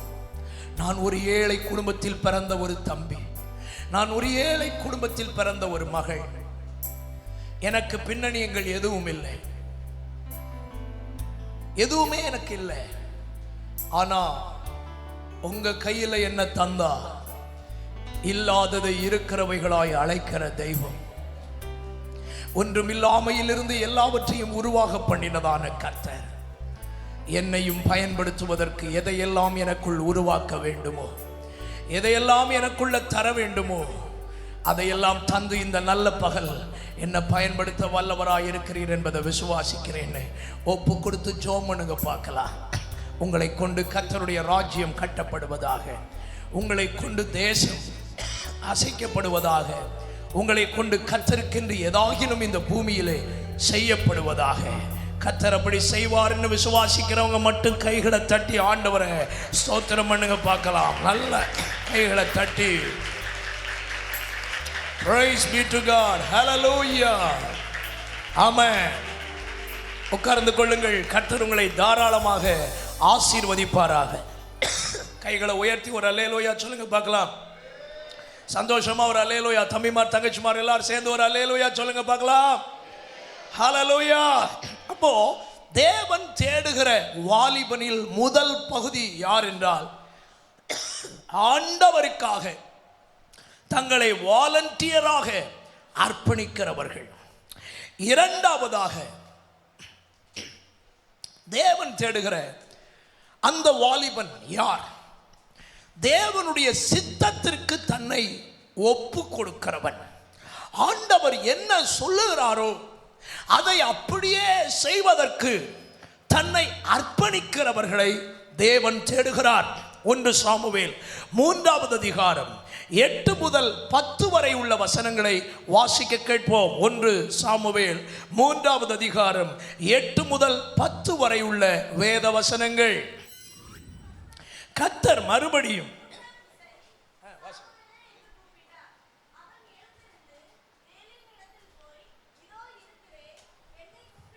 இதோ இருக்கிறேன், என்னை கூப்பிட்டீரே என்றான். அப்பொழுது கர்த்தர் பிள்ளையாண்டானை கூப்பிடுகிறார் என்று ஏலி அறிந்து சாமுவேலை நோக்கி, நீ போய் படுத்துக்கொள், உன்னை கூப்பிட்டால் அப்பொழுது நீ கர்த்தாவே சொல்லும், அடியேன் கேட்கிறேன் என்று சொல் என்றான். சாமுவேல் போய் படுத்துக்கொண்ட தன் ஸ்தானத்திலே படுத்துக்கொண்டான். அப்பொழுது கர்த்தர் வந்து நின்று முன் போல சாமுவேலே சாமுவேலே என்று கூப்பிட்டார். அதற்கு சாமுவேல் சொல்லும், அடியேன் கேட்கிறேன் என்றார். கவனிங்கள் பிரியமானவர்களே, ஆண்டவர் தேடி வருகிற இரண்டாவது ஒரு நபர் யார் என்றால், ஆண்டவருடைய சத்தத்தை கேட்டு அதன்படி செய்கின்ற ஒரு வாலிபனை தேடி வருகிறார். இந்த இரவை உங்களுக்கு நான் அடையாளப்படுத்த விரும்புகிறேன். அத்தனை இஸ்ரவேல் ஜனங்களும் தூங்கிக் கொண்டிருக்கிற அந்த இரவிலே அந்த ஆலயத்துக்குள்ளேயும் 2 பேர் தூங்கிக் கொண்டிருக்கிறார்கள். ஒருவன் எல்லாவற்றையும் அறிந்த ஒரு முதிர்ந்த வயது ஊழியக்காரன், ஆனால் இன்னொருவனோ ஒரு வாலிப வயதில் உள்ள ஒரு இளம் வேலைக்காரன். கர்த்தருடைய சத்தம் என்ன என்று தெரியாது, ஆண்டவர் எப்படிப்பட்டவர் என்கிற அறிவு சரியான விதத்திலே அவனுக்கு இல்லை. ஏதோ தாய் அர்ப்பணித்து விட்டாள் என்பதினாலே ஆண்டவருடைய திட்டத்துக்கு தன்னை ஒப்பு கொடுத்து ஆண்டவருடைய ஆலயத்தில் பணிவிடைக்காரனாய் இருக்கிற ஒரு வாலிபன். இந்த வாலிபனிடத்திலே ஆண்டவர் வந்து நின்று பேசுகிறார். கர்த்தர் கூப்பிடுகிறார் என்கிற சத்தம் அவனுக்கு தெரியவில்லை. ஆனால் 3வது விசை ஏலிக்கு உணர்வு வந்த பொழுது சொல்லுகிறார், இது மனித சத்தம் அல்ல, ஆண்டவர் அவனை கூப்பிடுகிறார் என்பதை ஏலி உணர்ந்து சொல்லுகிறார். உன்னை கூப்பிடுகிற சத்தத்தை இனி நீ கேட்பாய் என்றால் நீ சொல்ல வேண்டிய ஒரே வார்த்தை, யார் கூப்பிடுகிறார், எதற்கு கூப்பிடுகிறார், இந்த கேள்வி உனக்குள் வரக்கூடாது. உன் வாயிலிருந்து புறப்பட வேண்டிய ஒரே வார்த்தை, கர்த்தாவே சொல்லும், அடியேன் கேட்கிறேன். அல்லேலூயா. இன்றைக்கும் இந்த பகல் வேளையில் இன்னைக்கு அநேகர் எப்படி இருக்கிறாங்கன்னா, தம்பிமார் தங்கச்சிமார்லாம் கவனமாக கேட்கணும். இன்னைக்கு நிறைய பேர் எப்படி இருக்காங்கன்னா, அவங்க சொல்லுகிறதையெல்லாம் ஆண்டவர் கேட்கணும், அவர் சொல்லுக எதையும் நாங்கள் என்ன செய்ய மாட்டோம், கேட்க மாட்டோன்ற லெவலில் இருக்கிறாங்க. ஆண்டவர் என்ன சொல்றாரோ அதை கேட்கிற இருதயம் இல்லை. ஆனால் இவங்க சொல்லுவதெல்லாம் கர்த்தர் என்ன செய்யணும், கேட்கணும். கர்த்தாவே அந்த கதவை திறயணும்னா அவர் என்ன செய்யணும் சொல்லுங்க, திறக்கணும். கர்த்தாவே அவனை கொல்லும்னா என்ன செய்யணும், கொல்லணும். கர்த்தாவே எனக்கு அந்த கம்பெனியில் வேலை தரணும்னா என்ன செய்யணும், வேலை தரணும். கர்த்தாவே எனக்கு அந்த இடத்துல இருந்து தான் அலையன்ஸ் வரணும்னா என்ன செய்யணும். சொல்லுங்க, வரணும். புரியுதுன்னு நினைக்கிறேன் உங்களுக்கு. ஒரு அல்லேலூயா சொல்லுங்க பார்க்கலாம். இன்னைக்கு இந்த உலகம் எப்படி போயிட்டு இருக்குதுன்னா, தேவனுடைய சத்தத்துக்கு தங்களை அர்ப்பணிக்கிற அந்த நிலைமையில இருந்து மாறி அவர்களுடைய விருப்பங்களை எல்லாம் தேவன் நிறைவேற்ற வேண்டும் என்று விரும்புகிறார்கள். ஆனால் இந்த பகல் நேரத்தில் ஆண்டவர் எதிர்பார்க்கிற வாலிப கூட்டம் எப்படிப்பட்டது தெரியுமா? அவர் சொல்லுகிறத கேட்கறதுக்கு ஒரு கூட்டத்தை கர்த்தர் தேடுகிறார். அல்லேலூயா. இன்னைக்கு எத்தனை பேர் ஆண்டவர் என்ன சொன்னாலும் நான் அதை செய்யறதுக்கு ரெடியா இருக்கிறேன்னு சொல்றவங்க கை உயர்த்துங்க பார்க்கலாம். புரியலையா? ஆண்டவர் என்ன சொன்னாலும் செய்யறதுக்கு ரெடியா இருக்கிறேன்னு சொல்றவங்க ஒரு அல்லேலூயா சொல்லுங்க பார்க்கலாம். ரைட், ஒரு அல்லேலூயா சொல்லுங்க பார்க்கலாம். ஆமென். எல்லாரும் வருவாங்கன்னு சொல்ல முடியாதுல்ல, எல்லாரும் சொல்ல முடியாது, எல்லாரும் வருவாங்கன்னு சொல்லவும் முடியாது. உலகத்தில் பல விதமான கூட்டங்கள் இருக்கிறாங்கல்ல. இந்த கூட்டத்தில் சிலராகிலும் அந்த எல்லைகளில் வர வேண்டும் என்பதுதான் ஆண்டவருடைய எதிர்பார்ப்பாக இருக்கிறது. ஒரு அல்லேலூயா சொல்லுங்க பார்க்கலாம். சந்தோஷமாய் சொல்லுங்க பார்க்கலாம். ரைட், உங்களுக்கு தெரியாத ஒரு சரித்திரத்தை உங்களுக்கு சொல்றேன். யாராவது நீங்க படிச்சிருந்தீங்கன்னா சொல்லுங்க. டாக்டர் பில்லி கிரஹாம் தன்னை ஊழியத்துக்கு அர்ப்பணிக்க ஒரு தேவ மனுஷன் எத்தனை மணி நேரம் ஆல்டர் கால் கொடுத்தார் சொல்லுங்க பாப்போம்.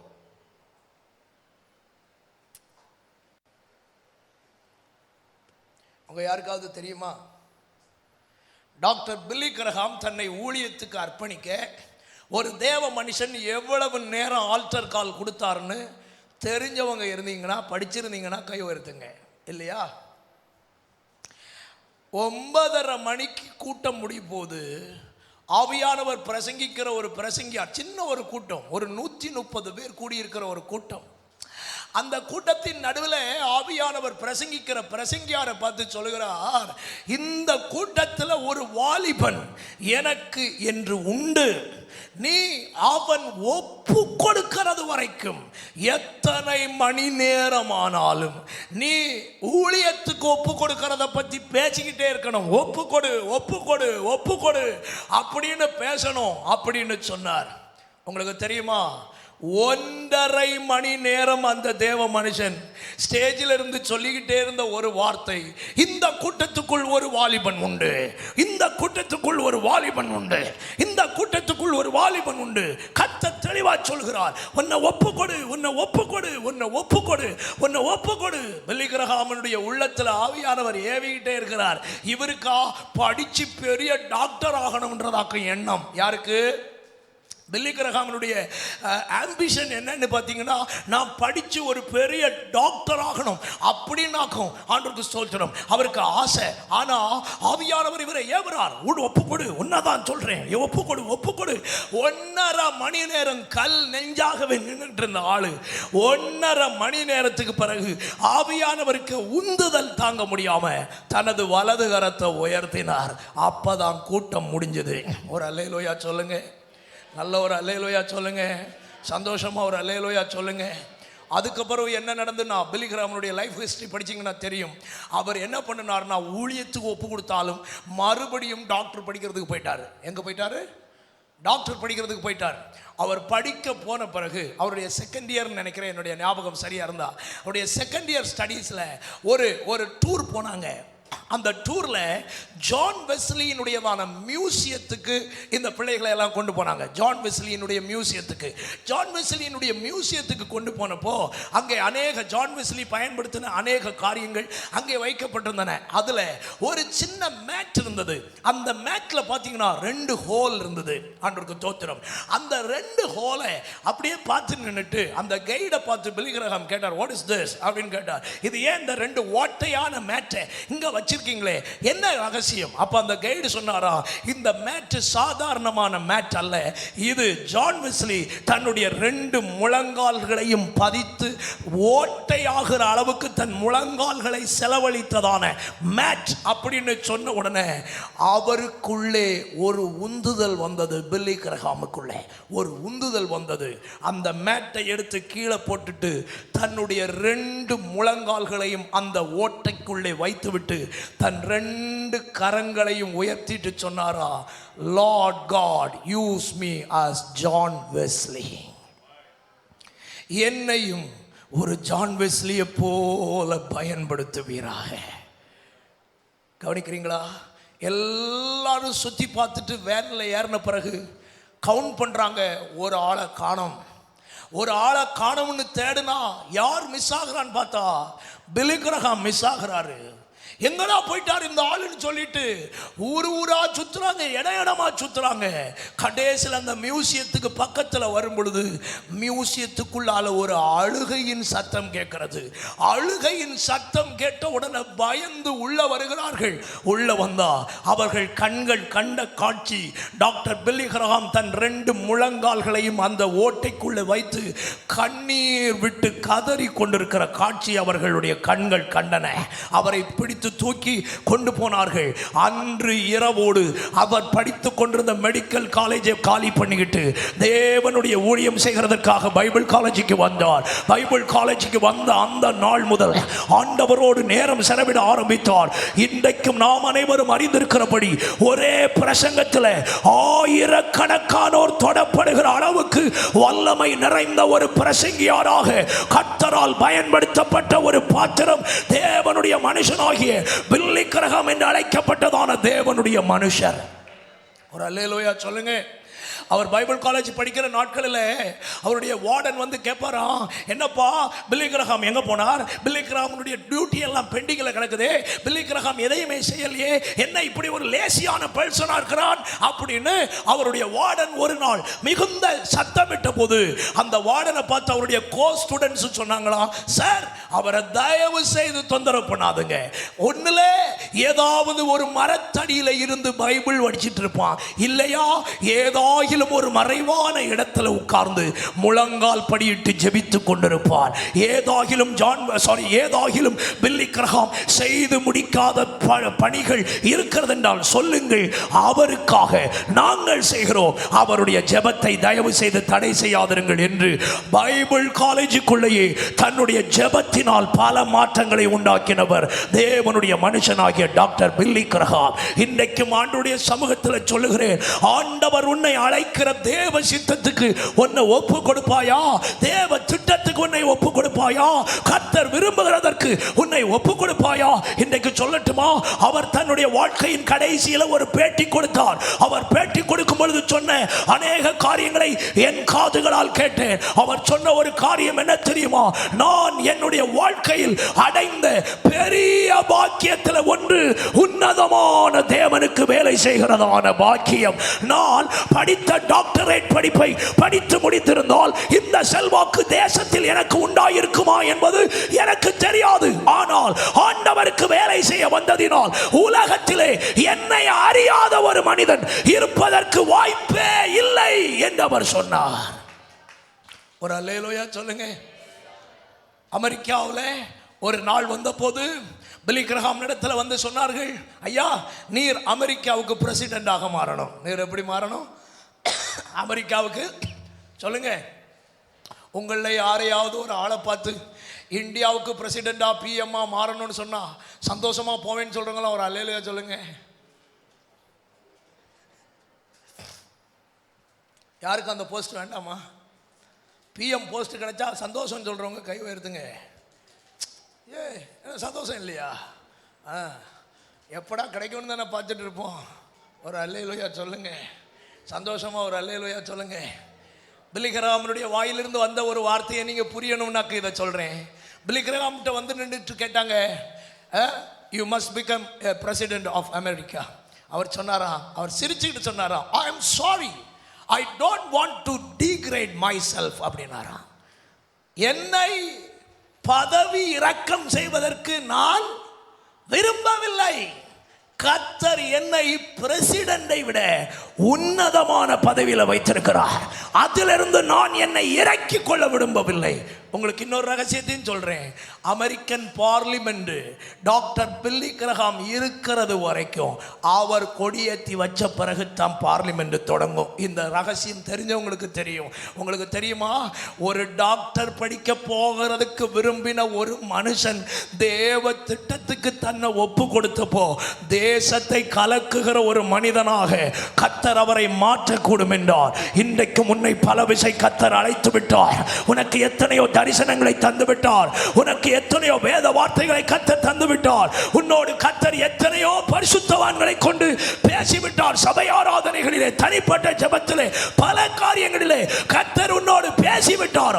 ஆனாலும் இதுவரைக்கும் உன்னை தேவ சித்தத்துக்கு ஒப்பு கொடுக்காமல் இந்த இடத்துல நீ உட்கார்ந்திருக்கியா?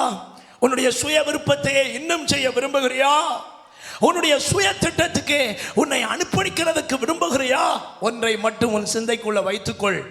கர்த்தருடைய சித்தத்துக்கு உன்னை ஒப்பு கொடுக்காதது வரைக்கும் அவருடைய கை உன்னை விட்டு விலகவே விலகாது. அல்லேலூயா.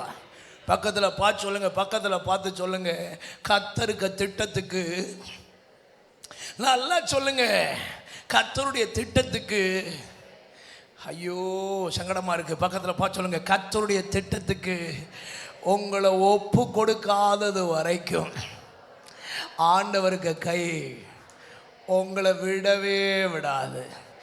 எங்க ஓடினாலும் சிக்கித்தான் ஆகணும். ஒரு அல்லேலூயா சொல்லுங்க.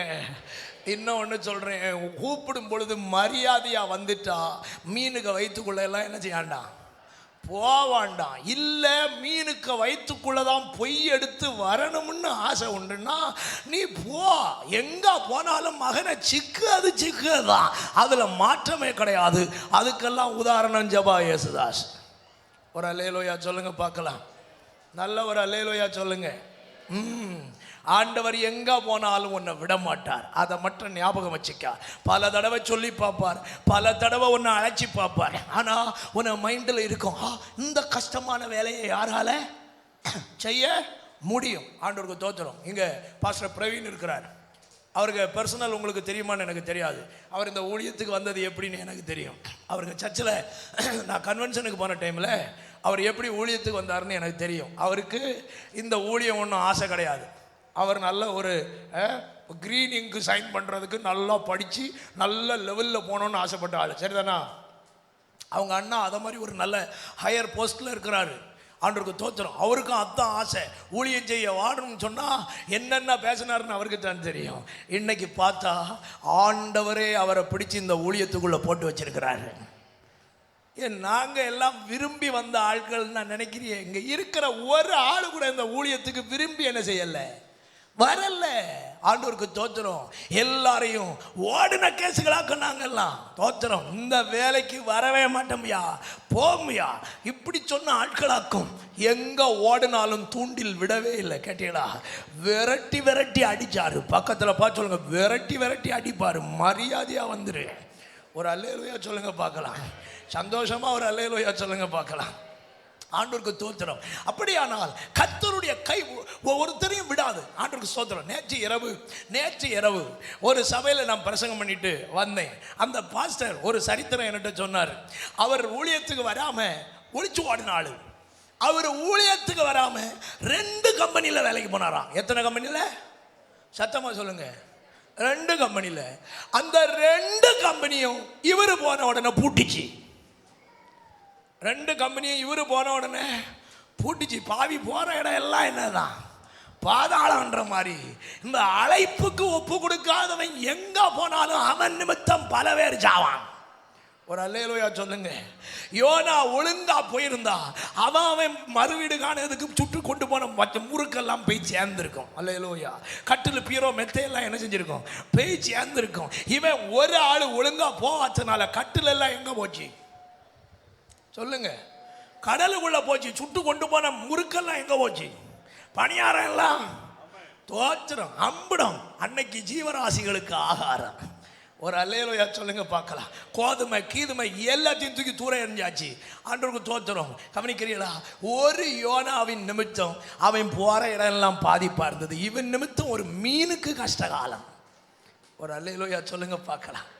நீ என்ன மனக்கோட்டை உனக்குள்ள கட்டி வச்சிருந்தாலும், நீ எங்க எத்தனை 1000 அடி உயரத்துக்கு ஏறி பாஞ்சி ஓடலாம்னு நினைச்சாலும், கர்த்தர் உன் மேல வச்சிருக்கிற திட்டத்துக்கு உன்னை ஒப்பு கொடுக்கிறது வரைக்கும் உன்னை பஞ்சர் ஆக்கியாவது கர்த்தர் உள்ள கொண்டு வருவாரே தவிர நீ எஸ்கேப் ஆகலாம்ன்றதை மட்டும் உன் சிந்தையில கூட நினைக்காத சிலரோட கர்த்தர் தெளிவா பேசுறார். இந்த கூட்டத்தில் கூட நீ சும்மா வந்து இருந்துட்டு போலாம். இந்த ஊழியத்தை எங்க அப்பா செய்யறாரு, அவர் படுற கஷ்டத்தை பார்த்துக்கிட்டு நான் ஏன் இந்த ஊழியத்தை செய்யணும், ஒன்னாலாம் பிடிக்க விரும்புகிறார். எஸ்கேப் ஆகலாம்னு மட்டும் யோசிச்சிடாத. எஸ்கேப் ஆகுன எங்கோடி குத்தும் சவுட்டும் தரணுமோ கொண்டு பஞ்சராக்கி உள்ள போடுவார். அப்ப பட்டதில்லடா பாடு சாமி, இனியாக்கு இருக்குது. ஒரு அல்லேலூயா சொல்லுங்க பார்க்கலாம். சந்தோஷமா ஒரு அல்லேலூயா சொல்லுங்க. என்ன படித்தாலும் கர்த்தருக்கு வேலை செய்யணும். ஒரு அல்லேலூயா சொல்லுங்க. என்ன படித்தாலும் கர்த்தருக்கு வேலையை செய்யணும். ஆண்டவர் இன்னைக்கு தேடி வந்திருக்கிற வாலிபன் எப்படிப்பட்டவன் தெரியுமா? கர்த்தருடைய சத்தத்துக்கு தன்னை அர்ப்பணிக்கிறவன். ஆண்டவருடைய சத்தத்துக்கு கீழ்ப்படிஞ்சா உன்னை கேவலமா வச்சிருப்பாருன்னு நினைக்கிறியா? இல்லை இல்லை இல்லை. சோத்திரம். ஆண்டவருடைய சத்தத்துக்கு தங்களை ஒப்பு கொடுத்த எந்த மனுஷனும் வெட்கப்படலை. சாமுவேல் கர்த்தருடைய சித்தத்துக்கு தன்னை ஒப்பு கொடுத்தாரே, நடந்தது என்ன? தான் முதல் பெயர்சபா மட்டும் சாமுவேல் கர்த்தருடைய தீர்க்கதரிசிதான் என்று இஸ்ரவேலர்கள் அத்தனை பேரும் அறிந்து கொள்ளும்படி கர்த்தர் அவனுக்கு ஒரு மகிமையான காலத்தை, மகிமையான நேரத்தை அவனுக்கு உண்டாக்கி கொடுத்தாரே.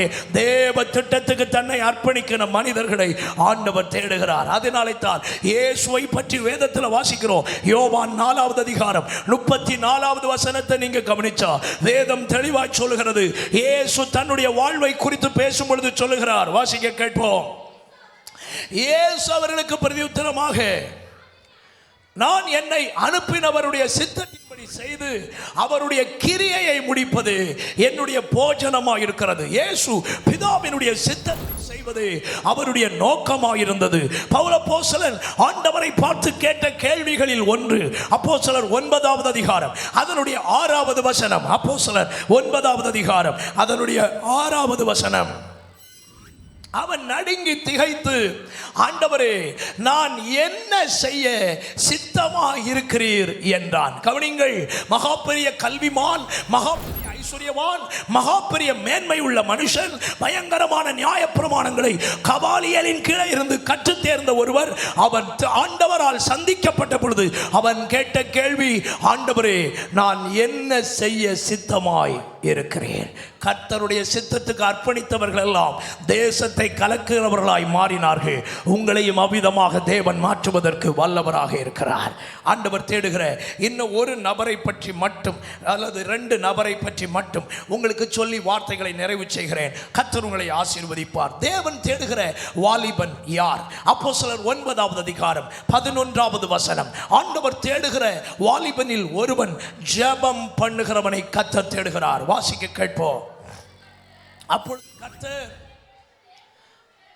நீ எழுந்து நேர்த்தெரு எண்ணப்பட்ட தெருவுக்கு போய் யூதாவின் வீட்டிலே தர்சு பட்டணத்தான் ஆகிய சவுல் என்னும் பேருள்ள ஒருவனை தேடு, அவன் இப்பொழுது ஜெபம் பண்ணுகிறான். அப்போ அவர் தேடுகின்ற 3வது ஒரு வாலிபன் யார் என்றால் ஜெபிக்கிறவனை ஆண்டவர் தேடுகிறார். கைகளை உயர்த்தி ஒரு அல்லேலூயா சொல்லுங்க பார்க்கலாம்.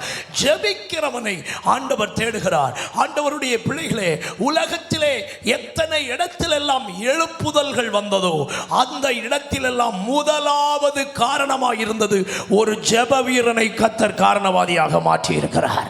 ஜெபிக்கிறவன் எங்கே இருக்கிறானோ அங்கேதான் எழுப்புதல் வருகிறது. எழுப்புதலை பற்றி பேசுவதினால் எழுப்புதல் வரவே வராது.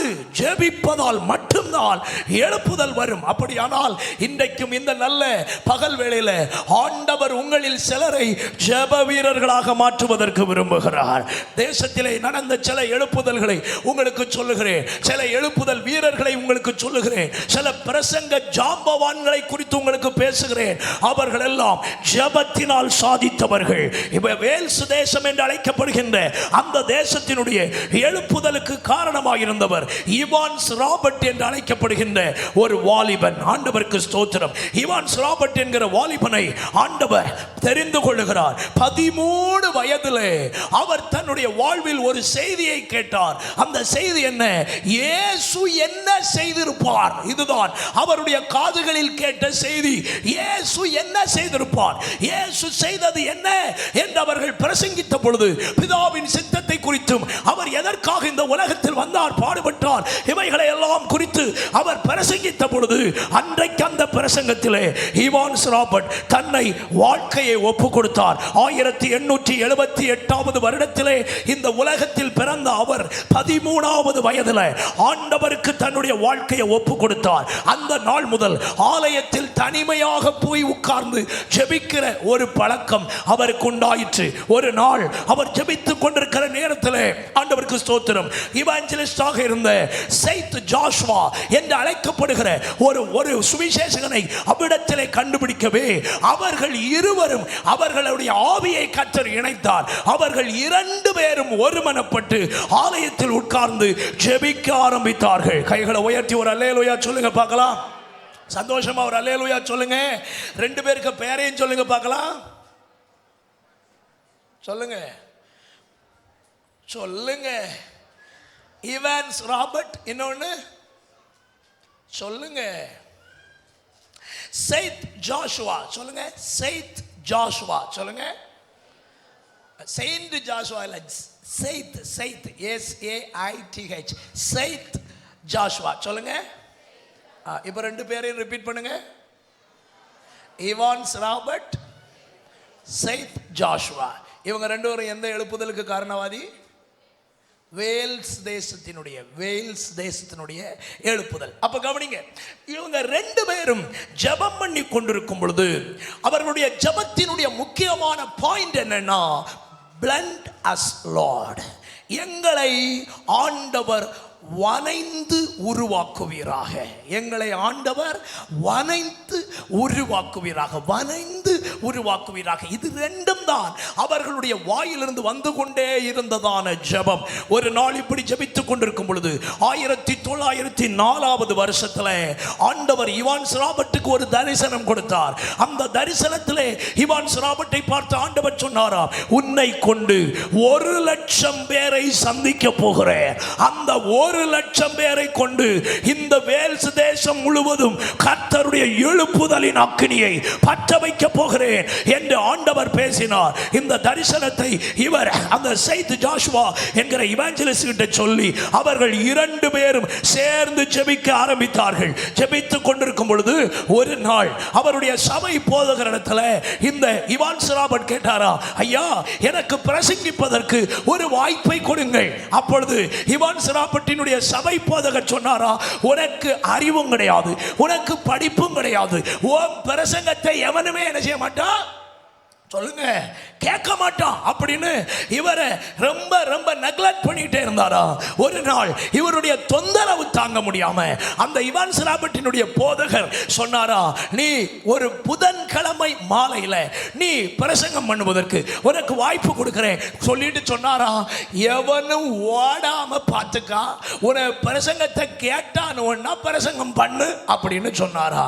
கவனிக்கணும் கவனிக்கணும், ஆண்டவருக்கு மகிமை உண்டாகட்டும். இது நடந்தது அக்டோபர் 31, 1904 அக்டோபர் 31ஆம் தேதி பிரசங்கம் பண்ணினார். அந்த கூட்டத்தில் இருந்தது எத்தனை பேர் தெரியுமா? 17 பேரும் அந்த சர்ச் பாஸ்டரும். ஒரு அல்லேலூயா சொல்லுங்க. இவான்ஸ் ராபர்ட்டினுடைய ஃபர்ஸ்ட் பிரீச்சிங்ல இருந்தது எத்தனை பேர்? 17 பேரும் அந்த சர்ச் பாஸ்டரும். அப்ப எத்தனை பேர்? 18 பேர். உங்களுக்கு தெரியுமா, இவான்ஸ் ராபர்ட்டினுடைய பிரசங்கம் அந்த 18 பேரையும் அக்கினியாக மாற்ற ஆரம்பித்தது. கைகளை உயர்த்தி ஒரு அல்லேலூயா சொல்லுங்க. ஆமா, அன்னைக்கு தொடங்கின எழுப்புதல் 30 நாட்களுக்குள்ள 37,000 பேருக்குள்ள அந்த அக்கினி பற்றி பிடிக்க ஆரம்பித்தது. முதல் நாளில் 18 பேரை பிடித்த அக்கினி 30 நாட்கள் பிரசங்கத்தில் சுமார் 37,000 பேரை பிடித்தது. சரியாக 5 மாதத்தில் ஆண்டவர் அவருக்கு கொடுத்தபடி 1,00,000 பேர் கர்த்தருடைய அக்கினியினால பிடிக்கப்பட்டார்கள். கர்த்தர் கொடுத்த தரிசனத்தை 5 மாதத்துக்குள்ளே ஈவான் ஸ்லாபட்டுக்குள்ளே நிறைவேற்றினவர் உண்மையுள்ளவராயிருப்பார் என்றால் இன்றைக்கும் தரிசனத்தோடு இந்த வாலிபர் முகாம்களை நடத்தி கொண்டிருக்கிற இந்த கூட்டத்திலும் உங்களை போல சில ஈவான் ஸ்லாபட்டுகளை எழுப்புகிறதற்கு தேவன் கிரியை செய்ய இன்றைக்கும் வல்லமை உள்ளவராயிருக்கிறார். ஹல்லேலூயா. கைகளை உயர்த்தி ஒரு அல்லேலூயா சொல்லுங்க. நடந்தது என்ன தெரியுமா? இந்த 1,00,000 பேரும் இவர்களுக்குள் இருந்த அக்கினியினால் யாரையெல்லாம் தொட்டாங்களோ அத்தனை பேரும் அந்த அக்கினியினால் பிடிக்கப்பட்டாங்க. எத்தனை பேருக்கு சுவிசேஷம் சொன்னார்களோ அத்தனை பேரும் தொடப்பட்டார்கள். நடந்த சம்பவத்தை உங்களுக்கு சொல்றேன். சரித்திரங்களை படிச்சீங்கன்னா உங்களுக்கு புரியும். கடைசியில் அங்க நடந்த ஒரு முக்கியமான விஷயம் என்ன தெரியுமா? எவனாவது குற்றவாளின்னு கோர்ட்ல கொண்டு நிறுத்தப்பட்டா அங்க நியாய தீர்ப்பு நடக்காதான். ஜட்ஜஸ் எல்லாம் ஒன்னா சேர்ந்து இந்த குற்றவாளிக்காக ஜெபம் பண்ணுவாங்களாம். குற்றவாளிக்கு மேல தேவனுடைய அக்கினி வந்து இறங்குமா. அவன் மனம் உடைஞ்சு அழுவானா, அவன் மனம் திரும்புவானா.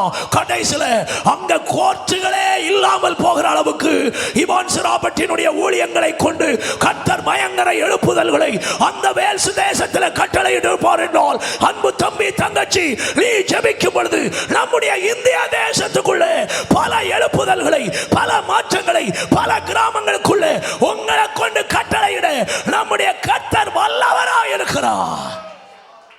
Praise the Lord. பிரசங்கிகளின் இளவரசன் என்று அழைக்கப்படுகின்ற சார்லஸ் ஸ்பர்ஜன் என்று அழைக்கப்படுகின்ற தேவனுடைய மனிதர், பிரின்ஸ் ஆஃப் பிரீச்சர் என்று அழைக்கப்படுகிறவர், பிரசங்கிகளின் இளவரசன். அவர் 14 வயதில் தன் தாத்தாவினுடைய புத்தக அறையில் போய் உட்கார்ந்து புத்தகங்களை படிக்க படிக்க படிக்க, ஜெபங்களை குறித்த வார்த்தைகளை படிக்க படிக்க ஜெபத்தி அவருக்குள்ள பற்றி எறிய ஆரம்பித்தது. ஸ்பர்ஜனுடைய பிரசங்கத்துக்கு மக்கள் கூட ஆரம்பித்தார்கள். இதே போலத்தான் ஸ்பர்ஜனுடைய வாழ்விலும் தேவன் பயங்கர காரியங்களை செய்தார்.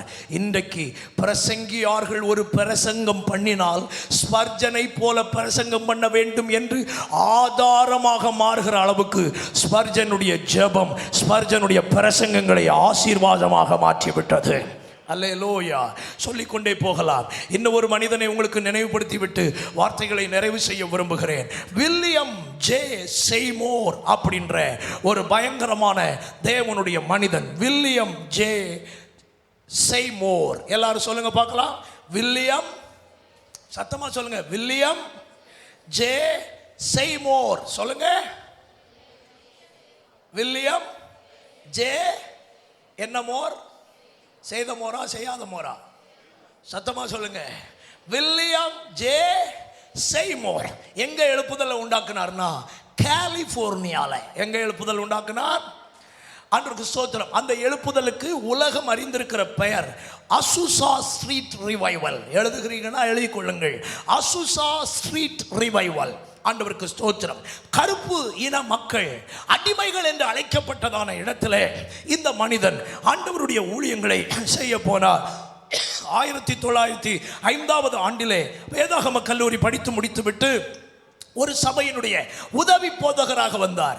உதவி போதகராய் வந்த அவர் பிரசங்கிக்கிறதற்கு வாய்ப்புகளை கேட்டு பிரசங்கித்த பொழுது அவருடைய பிரசங்கத்தினுடைய முக்கியமான தாட், பரிசுத்தாவியானவர் மனிதனை விடுதலையாக்குகிறவர், பரிசுத்தாவியானவர் வரங்களை கொடுக்கிறவர். இப்படி பிரசங்கித்த பொழுது அந்த கருப்பு இன மக்களுக்கு, இவர் அடிமைத்தனமாய் இருக்கிற இந்த ஜனங்களுக்கு மத்தியில் இந்த வார்த்தைகளை பேசினதை அவர்களால் ஏற்றுக்கொள்ள முடியல. சபையிலிருந்து விரட்டப்பட்டார்.